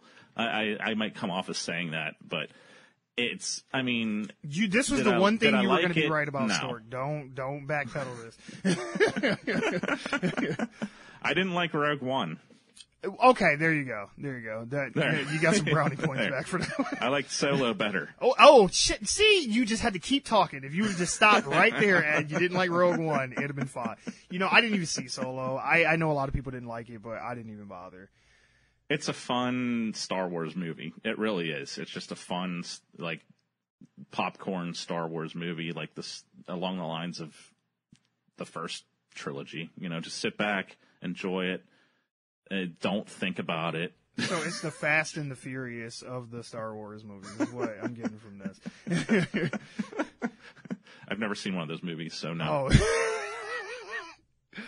All right, enough Star Wars talk. What is your, now, because, we both do, like, pop culture movies, stuff like that. Mm-hmm. What is your favorite genre of podcast, not counting movies and pop culture? Ooh. Like, are you like a true crime kind of guy? Do you like conspiracy theories? Thank God. Nothing against true crime podcasts, but I get so sick of they're that. The most popular ones on the planet. That's why they're far away from what I do. Man, I pretty much listen to the same shit that I do. No, like literature. Okay. I like the Brook Reading podcast and Interrupted Tales. Well. Yeah. So I guess I would go with that because I'm not into music. Yeah, I know I'm an asshole. Though I love your intro theme though to your podcast though. Hey, you know where I found that? It was a freebie on GarageBand. Nice. It's funny because like I'm not super big into like EDM music per se, but I feel like I use a lot of it in the podcast. But I'm just like, hey man, I love your little breaks. I actually do like that. I'm like, they're energetic and it, like wakes you up. Like, oh shit, they're done talking about that thing for like 45 minutes. Okay, good. Now we're moving on to something else. It's more of an alarm clock than anything. Yeah, I that's a great question, and I guess that would be my answer. Like literature stuff, because I do listen to a couple of those. I mean, we're such a jack of all trades, master of none show that we do comics, we do movies, TV, and trivia, stuff like that. So it's like, what do you listen to that's not you? I'm like, well, I just go back and listen to my old episodes over and over when I get bored. No, I never do that. I edit the shit. I've talked about it, and I have to listen to it once to edit it. I don't want to hear myself ever again. Oh, that's good. What would you say, how do I want to phrase it? What would you say is probably your biggest, like, missed opportunity as far as podcasting? Like, something that you wish you would have known in the beginning, or something that you still haven't done yet that you kind of regret, or, look back on like, oh man, I should have did that. We've been pretty perfect. That was subtle. That was good. I guess just having a forethought of the technology side of it and the editing side, and that would have been helpful, because we recorded under a fluorescent light bulb for almost 30 episodes, and I'm like, where is this crackling coming from when I listen back to it? What's going on here? So I had to rip the fucker out. Just start doing it in the dark, it's fine. Yeah. So, I mean, I don't have anything really profound to say other than, like, just knowing how to, and GarageBand editing. It's like I would cut, we both have one track. I would cut my track, move it, cut Peacock's track, and try and line it up perfectly. And then, like, a year ago, I found out that I could cut them both at the same time and move them both at the same time. And that was like a big moment for me. Right. He was like, oh my God, I've been doing this wrong. I just cut my time in half. Oh, yeah. Well, just to peek behind our curtain, one trick that I learned from listening to another podcast is, because sometimes we'll go for like 2.5 hours. And it's just like, people don't understand. I can't just listen to it and then be done. Like, I have to stop, cut stuff out, put transitions in, adjust audio levels sometimes, all kind of shit. So sometimes it turns into like a 5-6 hour editing process. And I think it's safe to say that editing is at least double the recording time of the original project. Oh, for sure. Easily. Yeah. And one thing that I just, like, within the last, like, month picked up is edit it, listening to it at like 1.5 to 2 times speed. Because that way it's just fast enough to where you can still understand what's being said, but you don't have to listen to it at the exact same pace as the playback was. And I was like, oh my God. You can still pick up the little mistakes or whatever? Sometimes I have to go back and I give it like a once over, and I still miss shit all the time, because I've talked about this on the show a bunch of times, but we record and post all within a 24-hour period. So that's crazy. Yeah, so they'll come over, like Mel, she'll come over, and Ben, he'll get on. Sometimes when I was on a different work schedule, we'd start recording at 9:30, 10 at night. We'd record till like almost midnight, and I'd stay up till like 5 a.m. like editing. And so I would like fall asleep, wake up, go back to it again, get a snack. And so sometimes I would just miss entire chunks. Shit wouldn't be synced correctly. And it's like, at this point, I don't even care. I'm like, I just want it out there now. I don't want to deal with it anymore. Our last show that hasn't come out yet, but will next week, or I guess it's dependent upon when this airs, but it was like 6 o'clock, and I'm like, I don't feel like recording. I'm tired. Yeah. And Peacock's like, come on, just do it. Because she's on a vacation right now. She had to go away, so we had to record something for next week while she's gone. She's okay, like, right? Because usually, a vacation is code for, like, you push her off a cliff or something. I mean, she's good, right? She'll be back, I'm sure. Right. She'll always be with us in our hearts. Yeah, so it was like, but once you get started, I find it's like, okay, you can, most of the time you can get into it. You might have some duds here and there, and I've been doing this for almost 3 years, and there are a few times where I've been like, one of us is sick, or you just don't feel it. Yeah. But you soldier through. So, yeah, that episode might not be as great, but I think there's something to be said for putting something out every week also. Oh, for sure. And I mean, I think, honestly, like with everything, you're always your own worst critic. I think that you notice your energy levels way more so than the audience necessarily does. I mean, unless you just have an avid, like, every episode, they never miss a week listener. Most people won't be able to tell episode to episode, like, your mood and how you're feeling and shit, like, unless you, like, bring attention to it. Yeah. Because I know there's been times where, you know, I was just like, I don't want to do this. Like, I don't even care. Like, I've put together all these notes and everything else, and it's like, I don't fucking...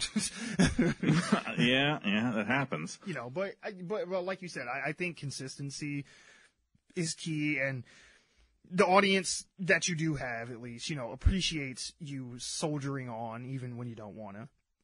Yeah, I don't want to let those two people down. Right, I know. Right. It's like you and Peacock. That's... Oh, no, she'd be happy stopping. Right. It's like, hey, no, I'm good. What, no more? All right, throw this mixing board right out the fucking window. Won't be needing that anymore. So just in closing out, just tell people, like, where they can find you, social media-wise, where they can listen to your podcast, all that fun stuff. Well, it just so happens I have a clip for you. You can find us on, basically, if you want to interact with the show, a great way to do it is on Twitter, @BesottedGeekPod. But we can also answer emails, which we do on show. So if you want to be with a glory hound, write in, and we will actually read it and discuss what you have to say. BesottedGeek@gmail.com.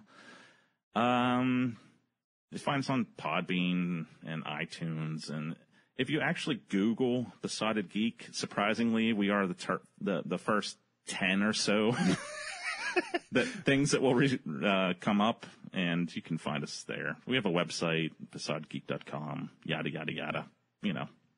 Oh, good plug. Good plug. He's like, yeah, whatever. Just, if you want to, do it. If not, I don't fucking care. Yeah, you know. No, but I really appreciate you having you come on, because I've been really enjoying your show, and it's funny because, like, you are one of the few podcasters, like, in the podcasting community that actually interacts with us. Like, we get randos here and there, but, like, you're, like, pretty consistent, and I'm like, you know, it's nice to have somebody that I can, like, crack shit with back and forth and listen to each other's episodes. And yeah, that's one of the more fun things, and I had somebody like that when I first started out, so it's always nice to, you know, if you appreciate another show, and this is like one of my pro tips for young podcasters out there. If you appreciate another show, listen to it and tell them about it and go back and forth with them, and chances are they'll listen back to you, and then, you know, you have this kind of camaraderie, and you build a nice relationship, and here we are. Oh, all right. Kumbaya. All right.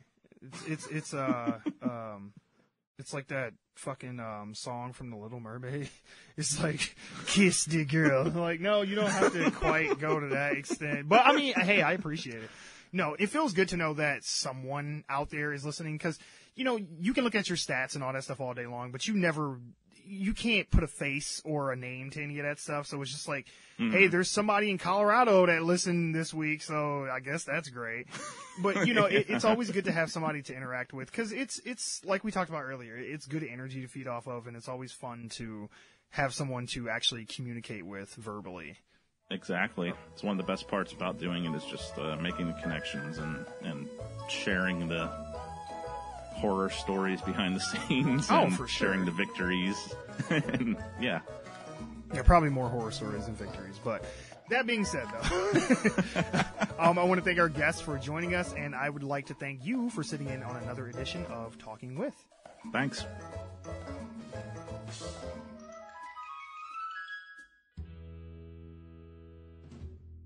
All right, that is it for the show. But remember, you can always find us at our home at onegiantleapforgeeks.libsyn.com, or if you want to listen to us on iTunes, Spotify, Google Play Music, or pretty much anywhere else you get your podcast. Now, while you're there, make sure to show us some love, so go ahead and hit that like, subscribe, rate, follow, review, and all that shit. And if you have any comments, questions, concerns, criticisms, you just want to say hi, you can always email us at officialoglfg@gmail.com. You can find us as a show on Twitter at GiantLeap4Geeks. If you want to find me, DJ Mellymell, on Twitter, I am at Froggy Beaver. You can also find our show on Facebook, Reddit, Instagram. All you have to do is search for One Giant Leap for Geeks. Alright, you guys have a good night. Bye.